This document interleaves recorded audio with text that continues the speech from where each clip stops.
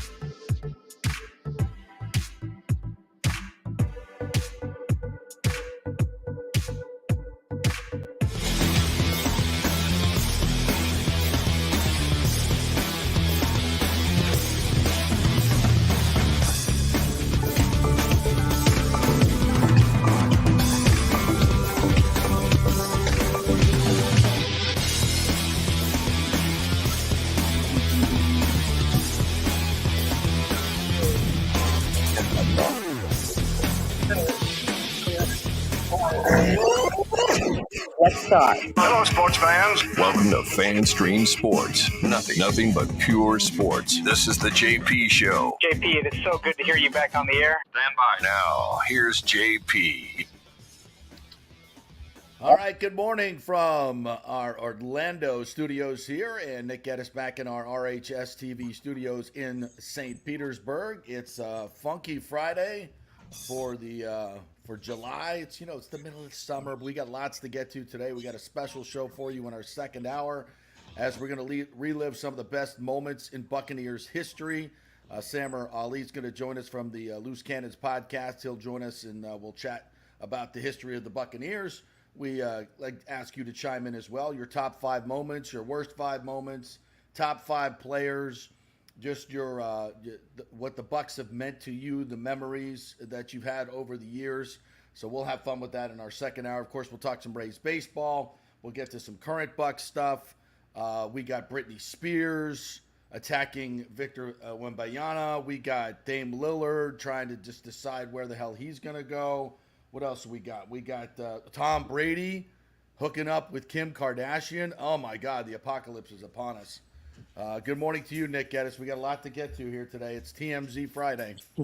Man, I saw that story yesterday, and I looked at Casey. I showed her my phone, and I said, what are the chances you think I can keep this one from being on the show tomorrow?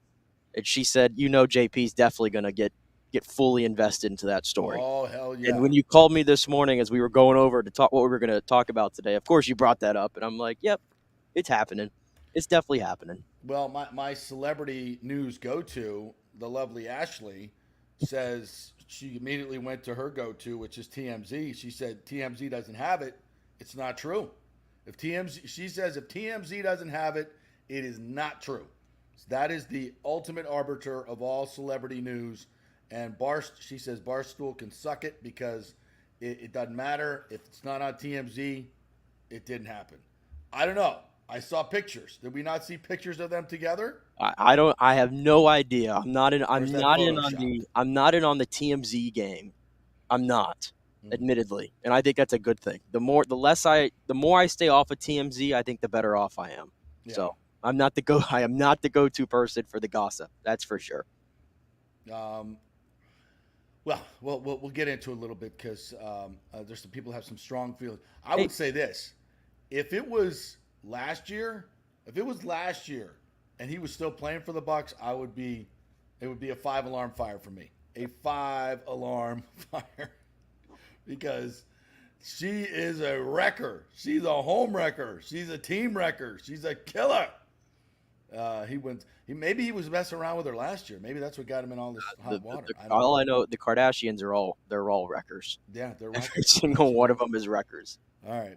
Lots to get into today. We invite your comments as we always do on Facebook, on YouTube. You can watch us there on Facebook, and don't forget to download our app, FanStream Sports, the easiest and best way to listen to us on the run. So just download that app and just tap that app anytime. The show will pop up. And you can listen to us anytime. You can fast forward, you can rewind, whatever the heck you want. It's all there on the app, FanStream Sports, all one word. All right, let's get into it. Another listless night for your Rays offense, or lack of offense, as the case may be. 4 hits against a lefty, which, they've been crushing lefties. I don't know, bro. 5 games in a row they've lost. They're limping into the All-Star break. Here comes the hottest team in baseball in the Atlanta Braves. If they put an ass whooping on this team and send them to the break with 8 straight losses, then you're going to push the panic button? I was hovering yesterday, and I'm damn near touching it right now. I need to see what happens on the flip side of the All-Star break. If they get swept by the Braves in this 3-game series, and that would make 8 losses going into the All-Star break, and then they come out on the other side of the All-Star break, and the same issues that we've seen the last couple weeks are still showing, not going to push the panic button, but my concern meter, which I told you yesterday I was at like a 3-point something, yeah, I'll probably increase that just a bit. A bit, I will increase that. Well, as I've said, I think Tyler Glasnow is the linchpin to this season. And tonight he takes the mound to stop a 5-game loser, and he's got to come up big. He's got to give – you're going to be there tonight, right? Yeah, I'll be in the building tonight. With the posse. And, this is kind of I think it's going to be a real playoff type atmosphere. A lot of people calling this maybe a World Series preview. Obviously, that's a possibility. The place is going to be packed. They didn't open the upper deck, though, right? No. That's sad. Should have opened the upper deck. Place is going to be packed. I'll be interested to see how many are Braves fans and how many are Rays fans. I'm guessing it's going to be 60-40, Rays to Braves. Yeah, I think we'll comfortably outnumber. Okay. I think we will. That's not comfortably outnumbering. 60-40. Well, I think it's going to be more than 60-40. I'm going 70-30. Really? Yeah. Yeah, I think Ray, regardless of what's been going on the field the last few weeks, I think the Rays fans are ready for this series. I think how could you not be? How could you not be ready for this one? I think we're going to have a good presence in the stands tonight. Oh, you spend $90 for an outfield ticket, you better bring it. Yeah, I had to get standing room only tickets. Really? SROs? Standing room tickets, and those were about $35 a pop, I want to say, for a standing room. So where are you going to be, at center field? Yeah. Yeah, we're going to get there early and hopefully find a spot over there somewhere in center field, and we'll be drinking and stuff like that. Hopefully it's a good night. You pre-gaming at Ferg's? Maybe not. Like, we're going after the show today. We're hitting the beach, so we'll be on the beach. So I guess we'll be pre-gaming over there, and then we'll make our way over to the Trop. Okay, all right. I want to see plenty of pictures on the show Instagram. So I want you to document the whole thing. We're going to live vicariously through you tonight. Up there I'll be watching here from Orlando. Might have a couple of pops. Well, make sure you have your Apple TV ready to go, JP. Oh, it is Apple TV tonight, Make sure you get the Apple app, and it's pretty easy. All you got to do is sign in to your Apple ID, right, and you can watch it. And it's going to be 2 broadcasters. I'm not sure who their names are, but I know Trisha, she does the Friday night games anyway. This is going to be her first Friday night game on Apple TV in the Trop. So you'll still have that kind of hometown flair there on the Apple TV broadcast. Oh, that's good. That's good. There's your disclaimer. And then tomorrow, make sure if you're looking for it, it's going to be on the Big Boy Fox tomorrow, 7:15 on Fox, Rays and Braves. Oh, Big Boy Fox primetime? Big Boy Fox primetime, which I believe that makes 2 weeks in a row that they're going to be on Fox primetime in 3 of the last 4 Saturdays. I should be able to watch that on my phone while I'm at Luke Combs tomorrow night. Yeah, baby. Yes, baby. Don't bring that up right now. You know how bad I wanted to be at that concert. You should have told me ahead of time. I had the tickets. Well, it was the weekend that my friends were all going to the beach, so I'm kind of stuck. Yeah. It's kind of stuck, and Then they opened the Friday night show, but you were already going to the Braves game. I know. It didn't work out. It just didn't work out this time. Yeah, very excited about the Luke Combs concert tomorrow night. So looking forward to that. My buddy John Telfer's going. We got a good crew going. Should be lots of fun. So it's going to be a hell of a weekend in Tampa. You got the Braves. You got 2 Luke Combs concerts, Braves and Rays, 2 Luke Combs concerts. I think there's other shenanigans going on too. I'm not sure, but all kinds of stuff going on in Tampa Bay this weekend. All right, so last night, again, a hodgepodge of pitchers. They used 8 pitchers last night. Yep. 8 true bullpen day. A true bullpen. A true bullpen. They have to go extra innings, go 11 innings, and where they really lost this game was the bottom of the 10th. You got to get that runner over and get him in. That was their opportunity to get it done, and they just didn't get it done.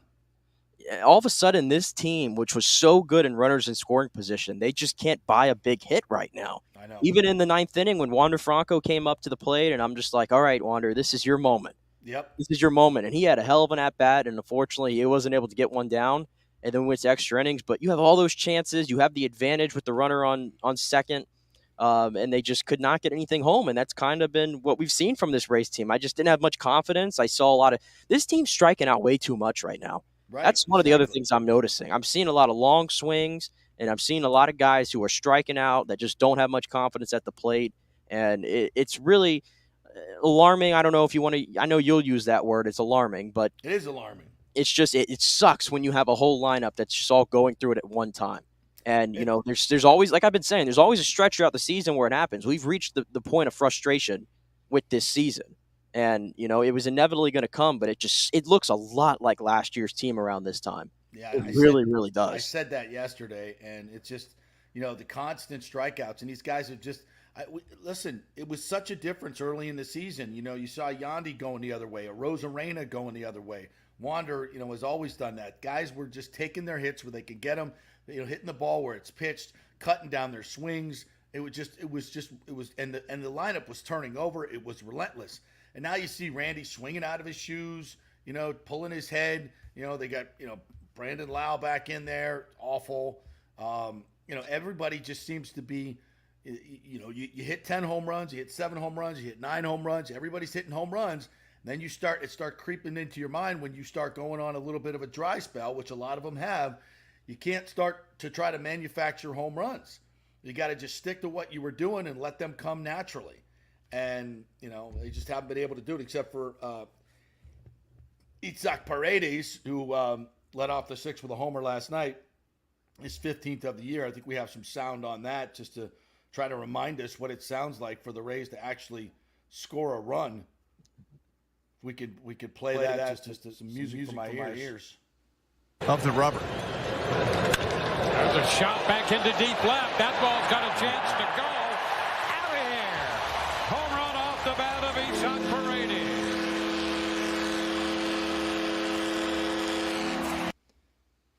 And meanwhile, the pitching was fantastic for the Rays. It was fantastic. Yeah. The pitching, no issues with that last night. Even Ryan Thompson, in the 11th inning, he gives up the RBI to Schwarber. I know he hit a guy, but that pitch that Schwarber hits into right field, my God. I mean, it's off the plate, on the opposite side, and he pulls it.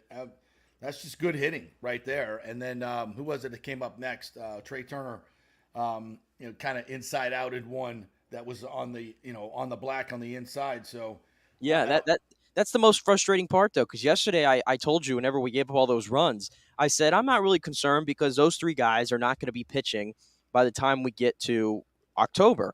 And last night we went through every single guy who's going to be in this bullpen in October, from Armstrong, Stevenson, Diekman, Kelly, Adam, Fairbanks, and Poche. And then eventually they had to turn it over to Ryan Thompson, who I think the Ryan Thompson era in Tampa Bay is coming to an end pretty soon, if we're going to be honest. But for those other guys, though, to make it through 10 innings and just give up one run, and I know Diekman gave up the home run, but like you said, that was a really good pitch. Yeah, it was a really good pitch. It was just a great piece of hitting, so I don't fault Diekman for that, who's been fantastic. That's the part that really sucks is I saw bullpen day, and I went, oh, Lord, we're doing a bullpen day against a super hot team that's won 11 in a row on the road. They had 17 hits the night before. Exactly, and I'm just like, oh, Lord, this is going to be a test, but they answered it. So, I mean, if you're looking for something good from last night, the bullpen really came to play, and unfortunately, they got one run of run support against a starter who, forgive me, I didn't know that dude even existed until yesterday. I'm just going to be honest. In all respect to him, I'm trying to even remember his name now. I don't even remember his name, JP. What is the game yesterday? Sanchez was his last name. Tyjon Walker. Christopher Sanchez. And he goes 6 innings, only strikes out 2 guys. So the Rays were able to put the bat on the ball early in the game. But then they just go through these spells. And I think I saw on Twitter, I think Evan Klosky might have put it out there, 8 of their last 9 games, they've at least had one stretch in every game where they have gone 5 innings straight without scoring a run. That sums it up right there.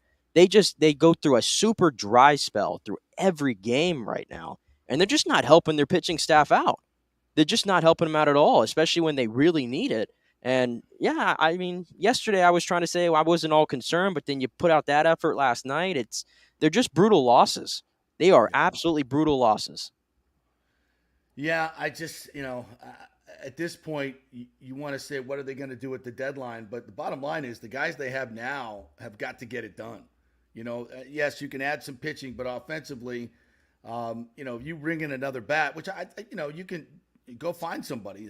Absolutely. Try to get some legitimate power. Not that, the guys on this team aren't legitimate power guys, but for the most part, get a guy who's a 35 home run guy. They're not easy to find. I get it. And they cost money, but this is the time to spend money. And they got a lot of guys too. And I don't know if you want to hear this or not, but they do have a lot of guys in Durham who are really tearing the cover off the baseball right now. And if most teams around the big leagues, I think those guys would have gotten a chance and they haven't to this point. And I'm just wondering, at some point, do they try to turn to one of those guys and hope they get hot right away just to give them some extra help? Why not? I'm thinking about a Curtis Mead's a guy I would point out. A Kyle Manzardo is a guy I point out.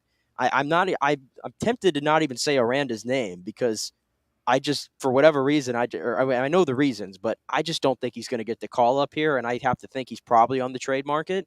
And if you want to go get some more guys on the trade market, it's going to be expensive, having a slide right now in July, maybe that is like a sign to the front office to go, I guess we really got to be aggressive now at the deadline. Maybe the slide, I didn't want the slide, but can I say maybe it's a blessing in disguise if you're one of those people that wants to see them add? Yeah. That is happening right near the deadline, so they're going to be more incentivized to go do something.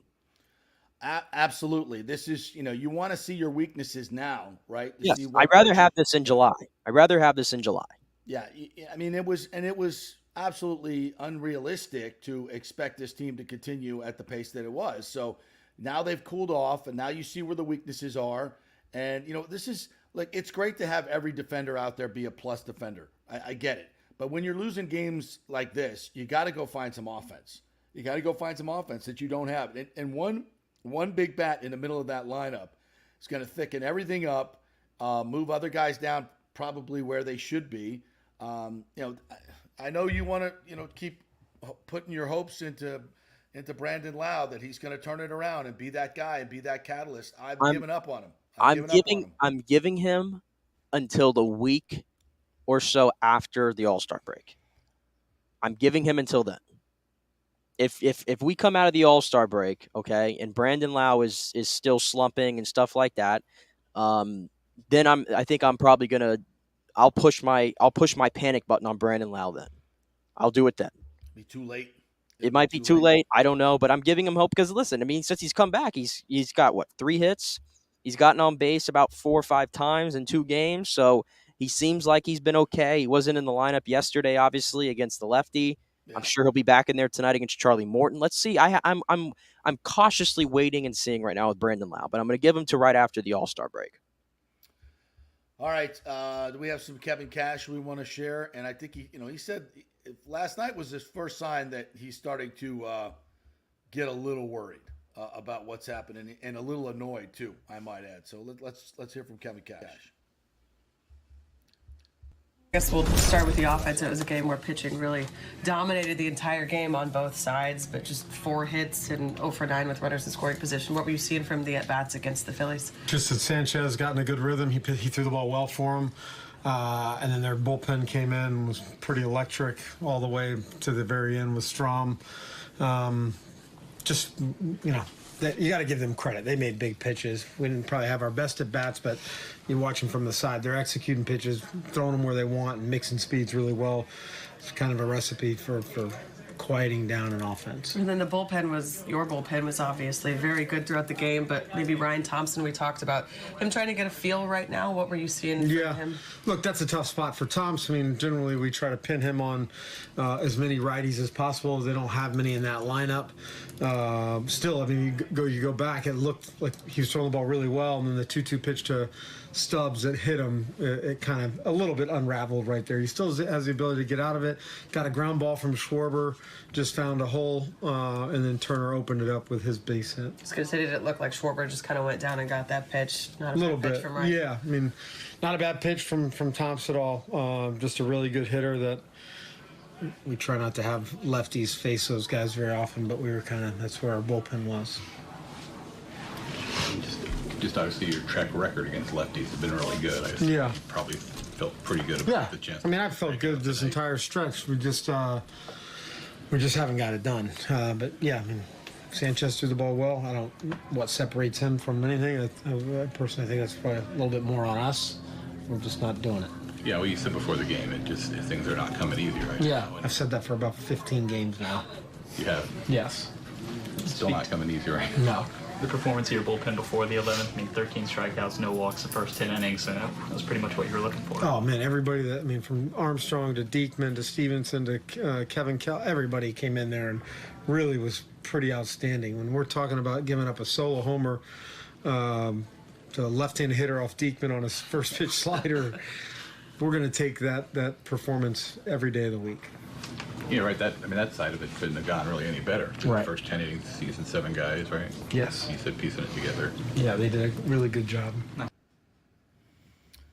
Yeah, I've been saying that for about 15 games now. So yeah, I think Cash is getting a little miffed. I mean, short of bringing up Aranda, which I think at this point is, but who goes? If Aranda comes up, who goes? Who are you sending out? That's the really tough part. And I wonder if they want to get aggressive, because I've been saying I think Jonathan Aranda is blocked by 2 guys right now in the lineup. And I think that's Luke Raley, and I think that's Harold Ramirez. And I'm going to zero in more on Harold Ramirez because Luke Raley has the flexibility to play first base. I think he's been surprisingly pretty good in the outfield as well. And of course his bat. He's been one of the guys that I think through this tough stretch has been pretty consistent. Mm-hmm. But Harold Ramirez, he's starting to cool off right now. Yeah. Right? Remember, there was all those kind of rumblings, maybe. I don't know if there was any truth to them, but I know fans were kind of talking about it. But, could they have moved off Harold Ramirez in the offseason? And they obviously elected to bring him back. He got off to a hot start, but now he's starting to slump again. He kind of slumped last year, if you recall, in the second half of the season. Yeah. I wonder if that's a move potentially they make. Just a little minor move to trade Harold Ramirez, and obviously not for major compensation, but just to open up a spot for one of. I think that's the best shot you have at the moment. If you want to see Jonathan Aranda in the big leagues, I think moving off Harold Ramirez is probably the way to do it, and I don't think that's out of the question, to be honest. I really don't.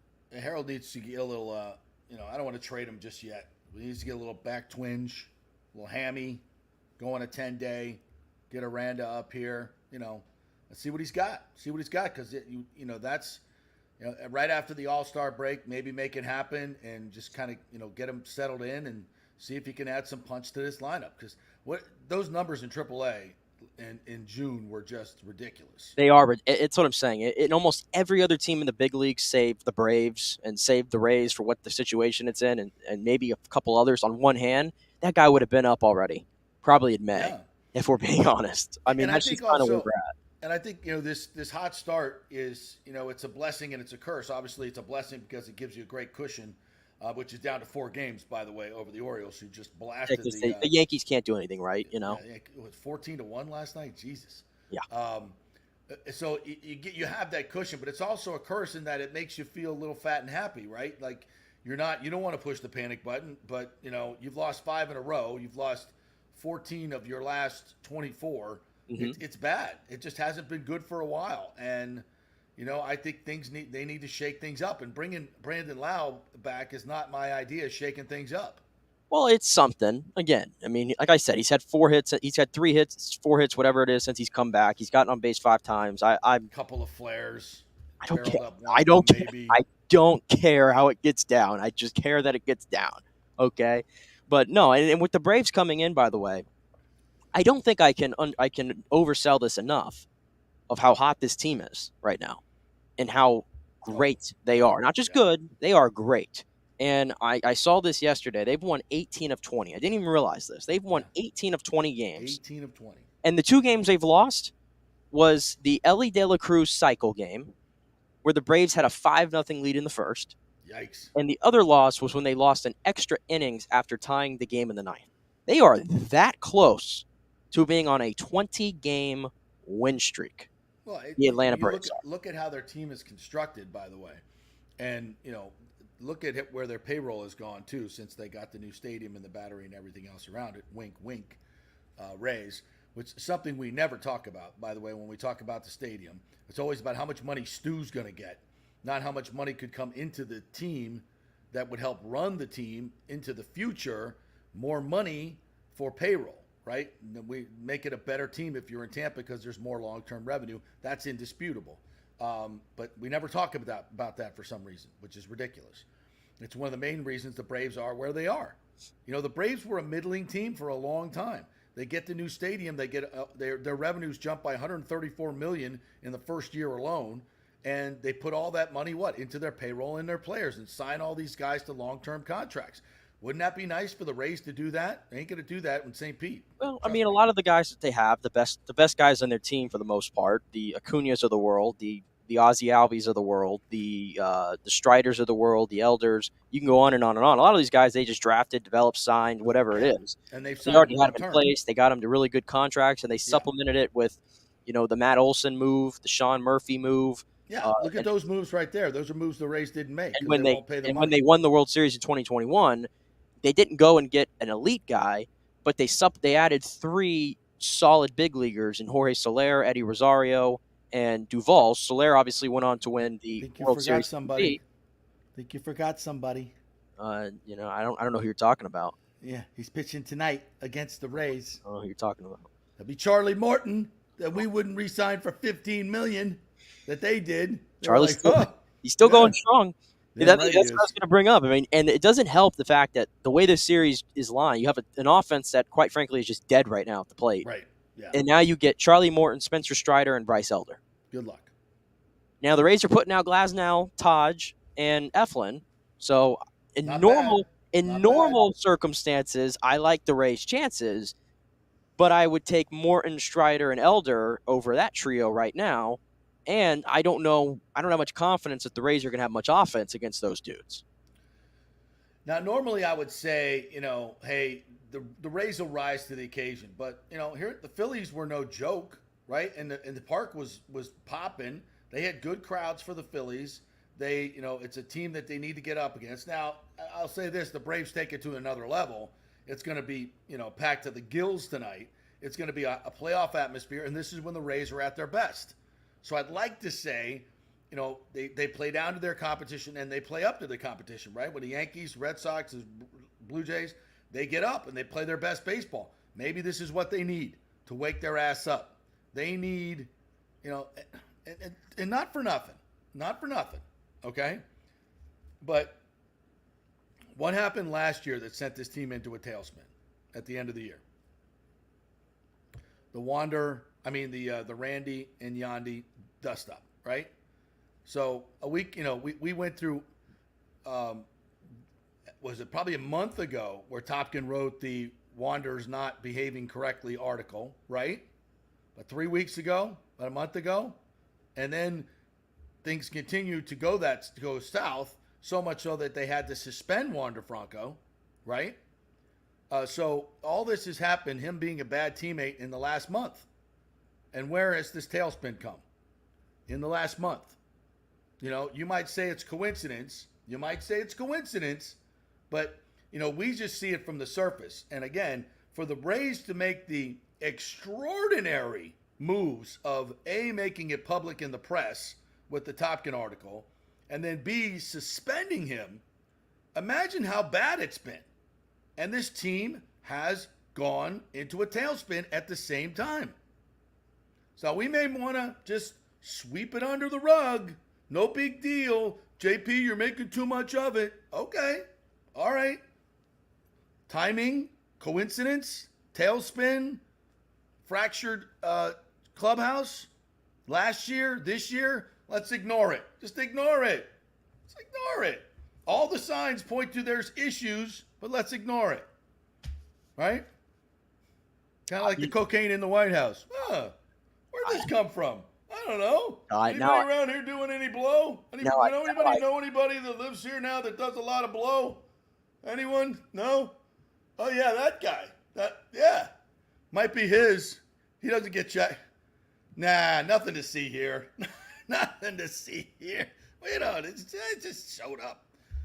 Like, Wander suddenly goes crazy and is not behaving well, bad teammate, and we're 10-14 since all those shenanigans started. We could just sweep it under the rug. It's fine. Nothing to see here. But I mean, I was never the one that was sweeping under the rug, but I know you weren't. But a lot of Rays fans do want to do that. We're not allowed to talk about that. Sounds very similar to what goes on in our country. But I also don't talk about it. Shh. But I also nothing to see here. But I also don't necessarily agree that the two are hand in hand. I personally I'm not don't. saying cause. I've been saying, there are reasons for why they're just not performing at the plate right now. There are other reasons that we could point to. Fatigue. They've played more games. They were just all hot at the same time for over 2 months. And of course, at some point, you're going to come crashing back down to earth. And even in June, when we didn't think they played their best baseball, they still made out of there with a 16-10 record, which was the best in the American League. I mean, their slides up until this point now, where this is their first time getting swept, their first 5-game losing streak of the season, there was nothing where I was going, oh wow, this team is like they're losing. They're like losing 2 or 3, 4 series in a row or something like that. It wasn't like that. Right now is the first time where we're really going through it, and this is on the flip side or on the other side of these Wander issues, where you talk. I mean, all the other players are there supporting them. They've all said the right things. And it sounds like him and Randy, whatever was there, is gone right now. So I don't necessarily agree. I think, they happen at the same time. I understand that can be a take. It can be coincidence, sure. I'm gonna err on the side of coincidence right now with that. Well, I would normally agree with you, except we saw the same thing happen last year, and the team took a freaking nosedive right into the playoffs. Well, I think last year was more. I think that was more of a serious issue. Personally, from when it happened, from how the makeup of the team last year, with all the injuries they had at that time, we knew the Rays were not really a player when they got into the postseason. I think we all kind of expected that, right? Now, I didn't expect 1 run in 24 innings, but I didn't expect them to really go far in the playoffs. And I think that situation kind of just toppled everything. Well, the timing of it. You say they had injuries. Yeah, Yandy Diaz didn't play for 10 days. Because of why? We don't know. We don't know. Just happened to coincide with the altercation, but he was gone. And as we know, the catalyst to the offense. That's all I'm saying. Listen, I'm not saying cause and effect. I'm just saying that last year it happened.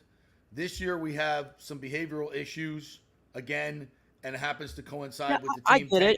It's just that the camaraderie between the team and I guess the brothership type nature of the team that I've seen, to me, drastically outweighs a singular issue with a player, in my opinion. I don't think it's somewhere that's spread to everybody. I don't see any of that with this team. I still think this is a very close team. Unfortunately, they just can't get out of their own way right now.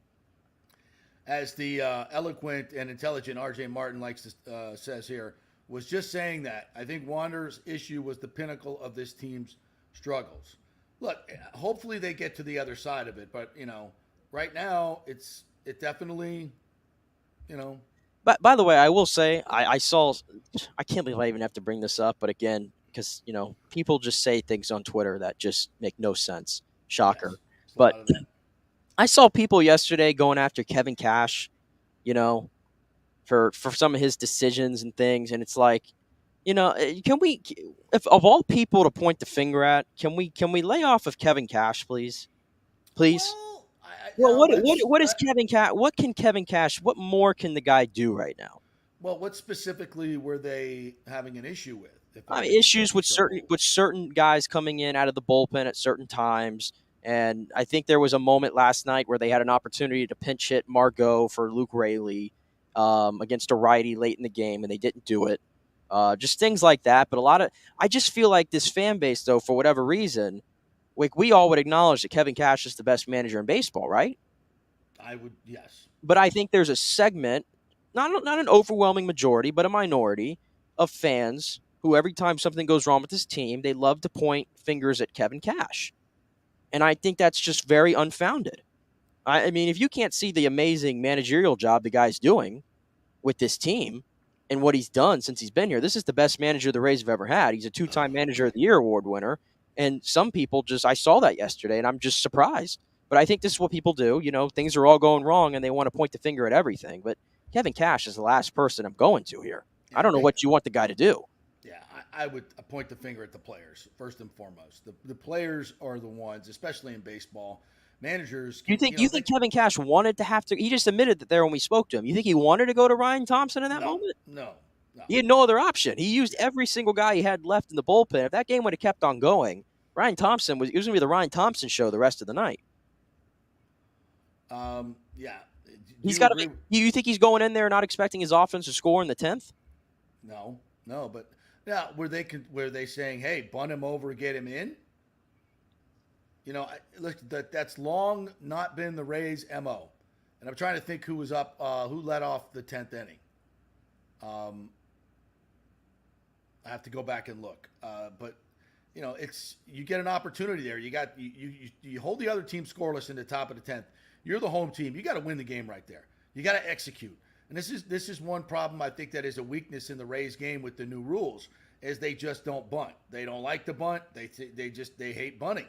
And in that situation, I've seen a lot of other teams lay it down, get the guy to third, get him in with a sac fly. It happens a lot. And it's not something, I know the Rays have done it a couple times, but it doesn't seem to be their MO when it comes to getting it done. And in that situation, I want to see some execution. If you can get through that 10th, the top of the 10th, you got a runner on second, let's get him in. And they just send their guys up there to strike out. I don't like it. I mean, and it's that. I don't even know if that's a Cash thing, by the way. I think that's an organizational thing. They just don't like bunting. They don't believe in sacrifices, even in that situation. And I think that's a little bit of mismanagement. If I'm gonna, and again, I don't know if that's on Cash. I think it's more of an organizational thing, and it also is a situational thing. Who's coming up? Are they good bunters? Can they get the job done? And can the other guys get the guys in? Who was it? Are you looking it up? I'm trying to figure out who it was last night because I know there was when Kimbrel came in, and I'm trying to remember last night because I watched, for full disclosure, I watched the end of this game in a bar last night, and after our softball game, which, by the way, side note, I haven't updated y'all on softball lately, but we've won 3 of our last 4 and won our first playoff game yesterday. So holla at your boy right there.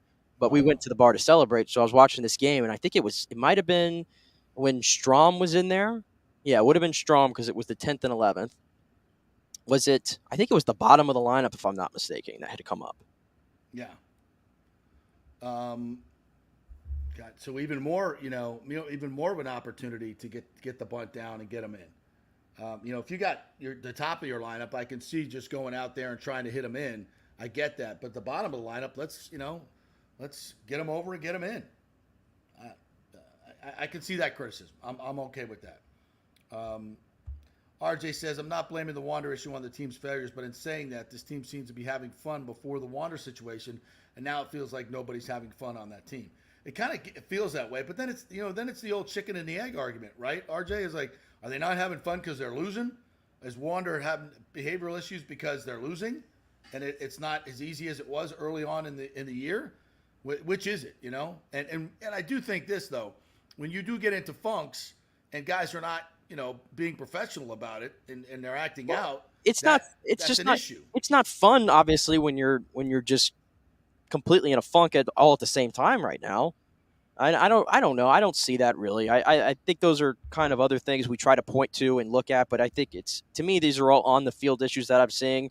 This is a great point by Lonnie, actually. I know, JP, you're not a uniform guy, but the Rays are undefeated on Friday nights at the Trop. Wow, we need some Devil Rays mojo. I mean, I've been preaching for it. Please get rid of the sunburst, for crying out loud. I can't take it anymore. I can't take it. It's the worst uniform in baseball. That wimpy Columbia blue with the stupid sunburst, whatever, that's sitting here in the corner. It's awful. It looks like a spring training jersey. It sucks. Stop wearing it. I beg of you, Rays. The Devil Ray jerseys, they're like 8-0 on Friday nights this season. They don't lose. They don't lose. They need some Devil Rays mojo tonight. Let's bring Bogsy and McGriff back and get them in the house. Throw out the first pitch tonight. Please. And we'll get some good mojo going. All right. We'll take a quick break. And when we come back, we got to get into, the TMZ stuff. KK and Tom Brady. What's going on? Inquiring people want to know. I have to tell you, I have a golf story from my Wednesday outing I forgot to hit on you. We haven't talked about the ESPN layoffs yet either, because I want to get to that story and some of the outfall from that. And also, coming up in the 11 o'clock hour, Samar Ali is going to join us from the Loose Cannons podcast. We're going to do a whole hour on Bucs history and obviously talk about this Bucs team coming up this year as well. So get your top 5 best moments, worst moments, best players, worst players, fun stories, whatever you got. We're going to do all Buccaneers in the 11 o'clock hour for our theme show. Big thanks to the Jeeves Law Group, Bay Area Modern Medical Center, for bringing us the first hour of today's show. Please, if you have any legal issues, go to the Jeeves Law Group and contact them. Tell them JP sent you. And if you're looking for some nutritional advice, lose weight, just get healthy, Bay Area Modern Medical Center, BAMMC.com. Back in 3. Moodiness, or you just don't feel like you had the vitality you once had. It's a chronic problem here in the United States. You're not just getting old, it's likely low testosterone. Studies over the last 20 years show a shocking decline in younger males aged 16 to 39. Older men have seen a sharp decline as well. So do something about it. Go see my friend Christopher Lugo at Bay Area Modern Medicine. Look, testosterone replacement is not a frivolous treatment. It takes a professional, targeted approach that focuses on total body wellness, vitality, and emotional stability, not a one-size-fits-all approach like many clinics use. They will monitor your blood work and adjust your treatment as needed for optimal results. Folks, I've been on testosterone therapy for over 6 years, and it is a life changer. You will feel and look better than you did 10 years ago. Give them a call at 844-977-3477 or go to BAMMC.com. Tell them JP sent you for priority scheduling. That's 844-977-3477 or BAMMC.com. JP here for the Jeeves Law Group. Have you been injured in an accident, in an auto accident, truck accident, motorcycle accident, at work, or at a place of business? Well, call the Jeeves Law Group and get the personal attention that you deserve. I made the mistake many, many years ago with going with one of the bigger law firms, the national law firms. And let me tell you, getting a call back from those folks was next to impossible. Weeks and weeks would go by. Never get a call back. That doesn't happen with the Jeeves Law Group. Personal attention is what they're all about. When you call the Jeeves Law Group, you will be part of the family. They will represent you in a vigorous and aggressive way against the insurance companies. These larger companies will promise bigger settlements, but it's the Jeeves Law Group that will get you the best results. If you're tired of dealing with these bigger law firms, check out the Jeeves Law Group. Go to JeevesLawGroup.com. Tell them JP sent you. Get a free consultation. It's the Jeeves Law Group. Scott Jeeves has been representing clients in the Tampa Bay area for over 25 years. Give them a call. It's a free call, 727-894-2929, 727-894-2929, or go to JeevesLawGroup.com. During COVID, over 1.7 million people were added to the Florida Medicaid rolls, but as of April 1st, 2023, most of these people may not be eligible for the Medicaid coverage and will lose their health plan. If you have been notified you are losing your coverage, don't freak out. It's very likely you can apply for a federal subsidy under the Affordable Care Act. Just call 877-652-0244. Our representatives will walk you through the whole process, get some basic information on your income, number of kids, and then they'll find a plan that best fits your needs. In fact, with the new laws, 90% of Americans qualify for reduced or free health care. You can select great plans like Florida Blue, that's my carrier, love them, paying $800 left after making the call. 877-652-0244. Our highly trained professionals know all the intricacies of the new laws. They will do all the work. You save tons of money. So if you're being dropped from Medicaid, fear not. Call 877-652-0244. Get real health insurance, free doctor visits, free blood work, no deductibles. 877-652-0244. Hey, JP here for Extravaganza Productions Incorporated, EPI. You've probably seen their purple logo at so many events that you've gone to. They are based in Tampa. And for over 33 years, they've been creating and producing conferences, meetings, and special events, the biggest to the smallest. Solid reputation of delivering the best audio-visual, sound, lighting, entertainment, video production, and decor, on time and on budget. I've worked with them with so many big events. The Warrior Games, which was an Olympic-style event all over Tampa Bay, from McDill to the Convention Center to USF. They did it flawlessly, made it look big and fantastic. I've worked with them on small events as well, large and small meetings and conferences, sporting events, fundraisers. If you got a fundraiser, you don't know the logistical way to pull it off, they'll take care of everything. Entertainment events, branding events, grand openings, so much more. The folks at Extravaganza Productions are the most professional and the best. I've worked with them many times. They are fantastic. You can contact them through extravaganzaproductions.com or call 813-621-4700. Extravaganza Productions, they are awesome. All right, this is for all you guys who don't want to go to the gym and do 5,000 crunches. At Bay Area Modern Medical Center, you can get on the new True Body machine where you can reduce fat and tone up your muscle. It's like doing 54,000 crunches in just 15 minutes.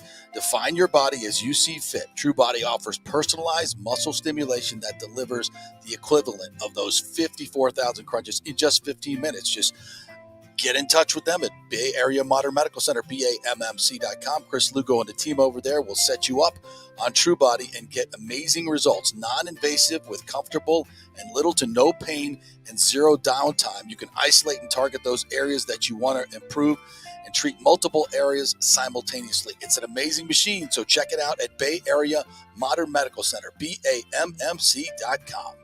Well, Fitz the mortgage guy did it again. A listener heard his ad, was going to another big bank, but called Scott Fitzgerald at American Mortgage Services of Tampa, and Fitz saved him $618 on his monthly payment. Are you kidding me? Folks, that's big money. Rates are going up, they're going down, they're going all over the place. Scott will shop your loan and save you lender fees and get the best rates. Email him, scott@amstampa.com, or call 813-294-7595. That's Fitz the mortgage guy. Lots of stuff going on right now, and these rates are going all over the place. You need somebody knowledgeable in the market that will work hard for you and get you the best deal. That's my man, Scott. He's done 3 loans for me, done thousands of loans for local folks here, works with a lot of the coaches and players in the area. He's the guy. 813-294-7595, or go to scott@amstampa.com. Coming back at you. Now, more with JP on Fan Stream Sports. It's only just begun. All right, welcome back to the JP Peterson Show. As we head towards 11 o'clock, Samar Ali from the Loose Cannons podcast is going to join us. We're going to talk some Bucs history. Have a whole hour of all Bucs talk, this year's team, history of the Bucs. If you want to chime in with your favorite memories, top 5 moments, worst 5 moments, best players. I have a couple of interesting selections. I've gone off the board on a couple of them, just for conversation's sake more than anything. So we'll have some fun with that in our second hour. All you Buck fans, join us here on this Friday because we're getting close, man. We're getting close. I mean, Bucs report in 3 weeks. 3 weeks, less than 3 weeks. I am absolutely itching to get there. Cannot wait. Which, by the way, did you see this story? Not to go deep on this because I just read it, but I'll just bring it up anyway. That DeMar Dotson, I guess, was arrested. DeMar Dotson? Yes. What happened? I'm trying to bring it up exactly. I just saw this. He's facing first-degree misdemeanor battery charge after being arrested in Tampa last week. Ordered by the judge to surrender all firearms to police while the case is pending. So, looks like details coming out from this. But yes, DeMar Dotson was arrested last week in Tampa. Oh my God! He's the gentle giant. It says here, I'm reading through Greg Allman's Twitter, Dotson slapped a woman in the face after a verbal argument escalated, according to the arrest report. And after she slapped him back, he hit her again with a closed fist, knocking her to the ground. Victim had a 1-inch laceration on her face and a black eye, per the report. Oh my God! We got to get the context of that because that is not the DeMar Dotson I know. I didn't think so. Obviously, you would know DeMar a lot more than I would. But he always seemed like a very mild, kind of mannered guy. But you never know with everybody, obviously. Yeah, and also you don't know the situation. I'm not gonna cast aspersions on either party right now. We don't know the whole story. But that's very, very much out of character for him. And that's just the police account from the woman, or maybe some witnesses. I don't know. I'd have to do some more research. I'm just simply saying, that's not like him. That's very unlike him. So I would definitely want to get some more context on that. Want to thank the good folks at the Golden Diamond Source for supporting our program, Julie and Steve Weintraub. Great folks over there. If you're looking to get engaged this summer, no other place to go than the Golden Diamond Source. They have the best selection, they have the best staff, and they will work within your budget to find you something. They've got 5 years of 0% financing going on right now, so you can get a huge ring for about $80 a month. So if you don't have the cash right now, you can go ahead and buy it and finance it over the next 5 years interest-free. So that's a great way to get that big ring. If you've been thinking about popping the question, don't be scared. Go do it. Golden Diamond Source, 3800 Olmerton Road. All right, so we got to get into this a little bit. So yesterday I see on Barstool Sports, Tom Brady and Kim Kardashian, yes, that Kim Kardashian, were seen together intimately, some would say, at the Michael Rubin. I don't know who Michael Rubin is. Evidently, he's on my shit list. Honestly, he's the founder of Fanatics. So, is he really? Not my favorite. He's not my favorite dude because I think his merchandise sucks. But yeah, that Michael Rubin. Now maybe he needs to get Kim Kardashian's sweatshops getting to work for him and make some better stuff over there. So I guess he holds these big parties in the Hamptons. Yeah. That I have not been invited to, and I'm shocked. Oh, what a shame. That. Yes. And so Brady and Kim Kardashian were hanging out again. Ashley says it's not on TMZ. It's not true, but Barstool Sports has it. It was on Daily Mail originally. And Daily Mail. Oh, well, there you go. Isn't Daily Mail Isn't Daily Mail like the TMZ of like Europe? Yeah, and they kind of were with us in leading the way on the reporting on Brady's personal life through the divorce and all that stuff. So, yes. And so we got multiple publications now. I saw El Presidente on Instagram saying, "Stay away from my Tom Brady guy," but his career's over. So look, I think it's very on brand for Brady. To get into a faux relationship here and promote all your products. They can be a power couple together. But the only thing that's funny about it is after the whole Kardashian and Kanye West split, there was like actual like odds of who was going to be the next person to date Kim Kardashian. And if you had Tom Brady at plus 1,200, you're probably feeling pretty good right now. Yeah. So it's weird about these prop bets. Is like, what's officially dating? How is that determined? I don't know. And I frankly, I could care absolutely less about what Tom Brady is doing in his personal life. Hasn't this man had enough? Yeah. Can we just let him go? Let him go. He can do he's enjoying his time with his family. He's with his kids. He was out in, I think it was Greece, or he was somewhere in Europe, jumping off yachts and crap like that. He's having a great time. And then he gets caught at, how these things go. He's at a party. It could be all it could have been was a conversation. I don't know if they've met before or what. And it could have just been a simple conversation for all we know. Who knows? What a power couple that would be, huh? Needless gossip. How interesting would that be? Those two hanging around. I don't think it'd be that interesting at all. You think I think it's a little shot over the bow to Giselle. She's been kind of public with her stuff. Maybe it's like, all right, get you some Kim Kardashian. I mean, I was more interested in the other Brady story that him and Giselle lost $48 million off this whole FTX. They lost $48 million. Well, they also got paid $30 million. Well, what is that? $18 million then that they lost? Yeah, but cry me a river. How much? They'll be okay. How much did the regular people lose who took him at his word that this was a good investment and someplace they should put their money? I'm much more worried about those people than Tom and Giselle. Those are the people that need to be compensated, not Tom and Giselle. So I never thought that got enough play, to be quite honest with you. I think that was.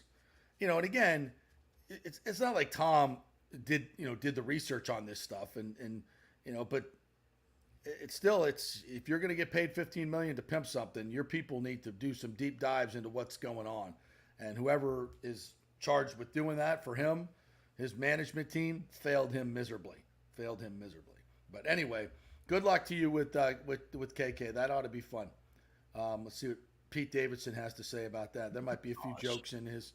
By the way, how quick, like, count down if he's dating KK. You're acting like you keep saying that. You're acting like they're already dating. They had one interaction at a party, and all of a sudden they're dating. How quick till he starts showing up with tattoos all over his body? Oh my gosh, Tom Brady's not putting a single tattoo on his body. I'm telling you right now. Yeah, what are the odds in Vegas on that? I'll take the he gets one. You watch. Are we ready to move on yet? Yes, we are. Tino said, what are the odds the Bucs get another running back, a veteran, before the start of the season? White is good, but you need a dominant running back duo. What happens if White gets hurt? I think it's a real concern. I do think there's a possibility because that's, they added Fournette close to training camp, right? When they got him. There's a lot of really good ones out on the market that are probably waiting to get paid, and as soon as they realize they're not going to get paid, a lot of old ones. Yeah. But we don't need a guy to come in here and tote it 25 times. We just need a guy to come in here. I think they're okay. I think they're okay. I mean, I told you I like Chase Edmonds. I think Sean Tucker's a wild card, and as much as I'm waiting and seeing on Keyshawn Vaughn as we go into his fourth season, I mean, Canales has talked him up.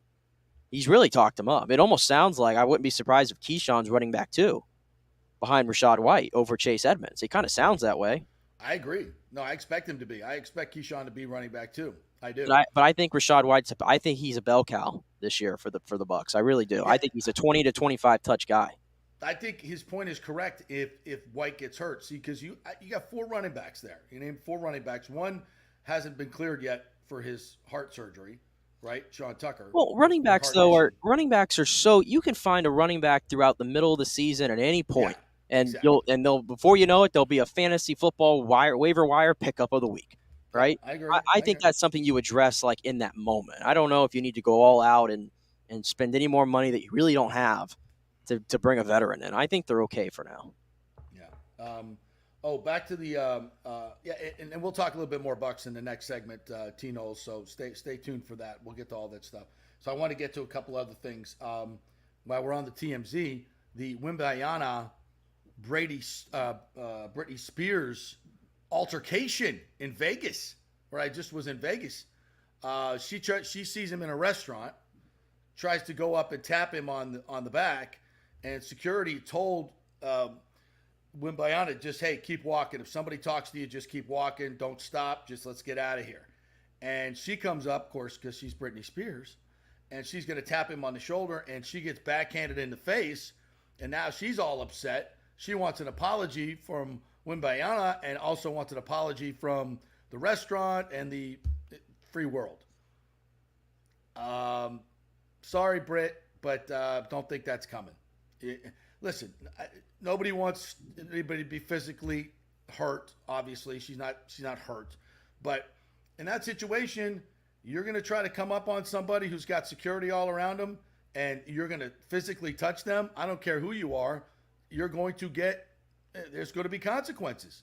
So people may be going crazy about this, but sorry, Brett, you don't want people doing it when you're walking through the restaurant. You want some dude coming up and grabbing you from behind? Well, maybe she does, depending on who it is. See my face right now? Yeah. This is how I feel about this story. You're not jazzed about it at all? No, I want my football back. I want my football back. The fact that I was watching ESPN yesterday and this was a story that they were talking about on ESPN hurts my soul. It hurts my soul. First of all, my only comment. Leave Brady alone. He was an awesome side piece for us. Now move.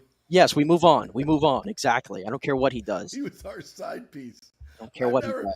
I've never really heard it called that, but I was going to point out my only comment I'll make on the Wembanyama thing, which is just bizarre. Do you think Victor Wembanyama has any idea what Britney Spears looks like? No. He didn't even judging from the interview I saw today. He didn't even know who she is. He had no idea who she was. He just said somebody. Somebody came up and somebody hit me from behind. Victor Wembanyama is 19 years old. Right. He was born in 2004, and he was born in France to boot. Okay. Britney Spears was out of her prime in 2004. Okay, we were already past the Britney Spears. He's not a big fan of "Hit Me, Baby, One More Time." I don't think he's ever heard that song. I'm going to go on a limb. Okay, so yeah, from his perspective, some rando is trying to touch him. Yeah, so Right. I have no, again. How about this story? I almost had an ace. I almost had an ace at 13 the other day. I sent you the video. And at Palmacia. 185, 175, playing 185 into a stiff wind.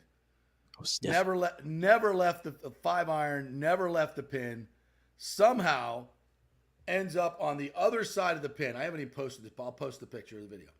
On the other, like an inch away. Had to hit the stick at a slow speed and still didn't go in. It would have been my third, but my first over 135 yards. So. Ooh, well, I have you beat already there. My one and only hole in one, the only one I'll ever have, was 175-yard par 3. That's legit. I got you beat right there. That's legit. Yeah, I've got two, but I'm not. They're legit. I mean, 135, 140. That's legit. But yeah. 185 now. That's legit. That's a real hole in one right there. All right, we're gonna take a break. We're gonna come back on the other side, and we're gonna talk some Buccaneer football. We're gonna preview this year's team. Any questions you have, bring them on.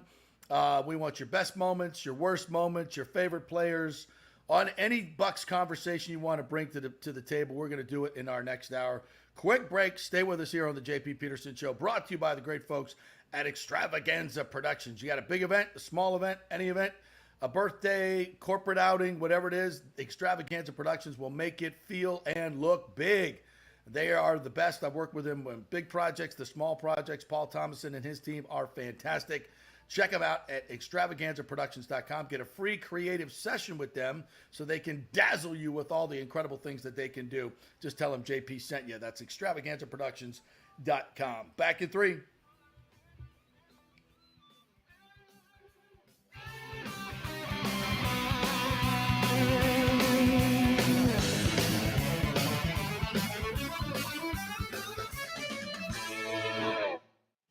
All right, this is for all you guys who don't want to go to the gym and do 5,000 crunches. At Bay Area Modern Medical Center, you can get on the new True Body machine where you can reduce fat and tone up your muscle. It's like doing 54,000 crunches in just 15 minutes. Define your body as you see fit. True Body offers personalized muscle stimulation that delivers the equivalent of those 54,000 crunches in just 15 minutes. Just get in touch with them at Bay Area Modern Medical Center, BAMMC.com. Chris Lugo and the team over there will set you up on True Body and get amazing results. Non-invasive with comfortable and little to no pain and zero downtime. You can isolate and target those areas that you want to improve and treat multiple areas simultaneously. It's an amazing machine, so check it out at Bay Area Modern Medical Center, BAMMC.com.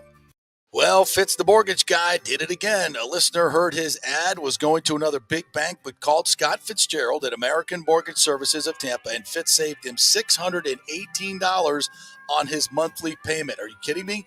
Folks, that's big money.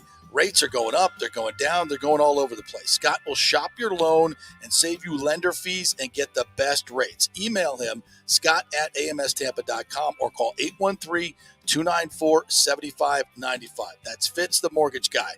Lots of stuff going on right now, and these rates are going all over the place. You need somebody knowledgeable in the market that will work hard for you and get you the best deal. That's my man, Scott. He's done 3 loans for me, done thousands of loans for local folks here, works with a lot of the coaches and players in the area. He's the guy. 813-294-7595, or go to scott@amstampa.com. Insurance coverage can be confusing and expensive. I mean, where do you start? Which companies can you count on to pay out fast and fair? Well, call the great folks at Italiano Insurance. It's a family-owned business. Jeff and Nat Italiano are carrying on the 60-year-plus tradition of giving amazing customer service and giving back to the community through their annual backpack drive for needy students and their support of the local pediatric cancer patients. But it's the customer service that sets them apart. They can shop all your insurance needs and save you big-time money.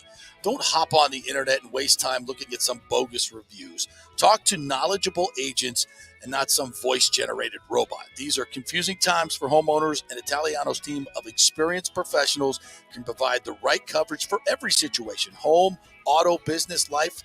It's Italiano for all the pieces of your life. Call 813-877-7799 or go to ItalianoInsurance.com. Let's go. Right now, back to the show with JP on FanStream Sports. All right, welcome into another special theme show edition of the JP Peterson Show, as we're going to talk some Buccaneer football here for this entire hour. We're going to look back at some of the history, the games I've personally been able to cover, and this will be my 26th year covering your Tampa Bay Buccaneers. How about that? Some of the games that you guys have witnessed and will never forget. So fill up the comments here if you'd like to, if you're watching the live show. If you're listening to this on podcast, obviously you won't be able to participate, but throw in your comments and questions. We'll talk about this year's team.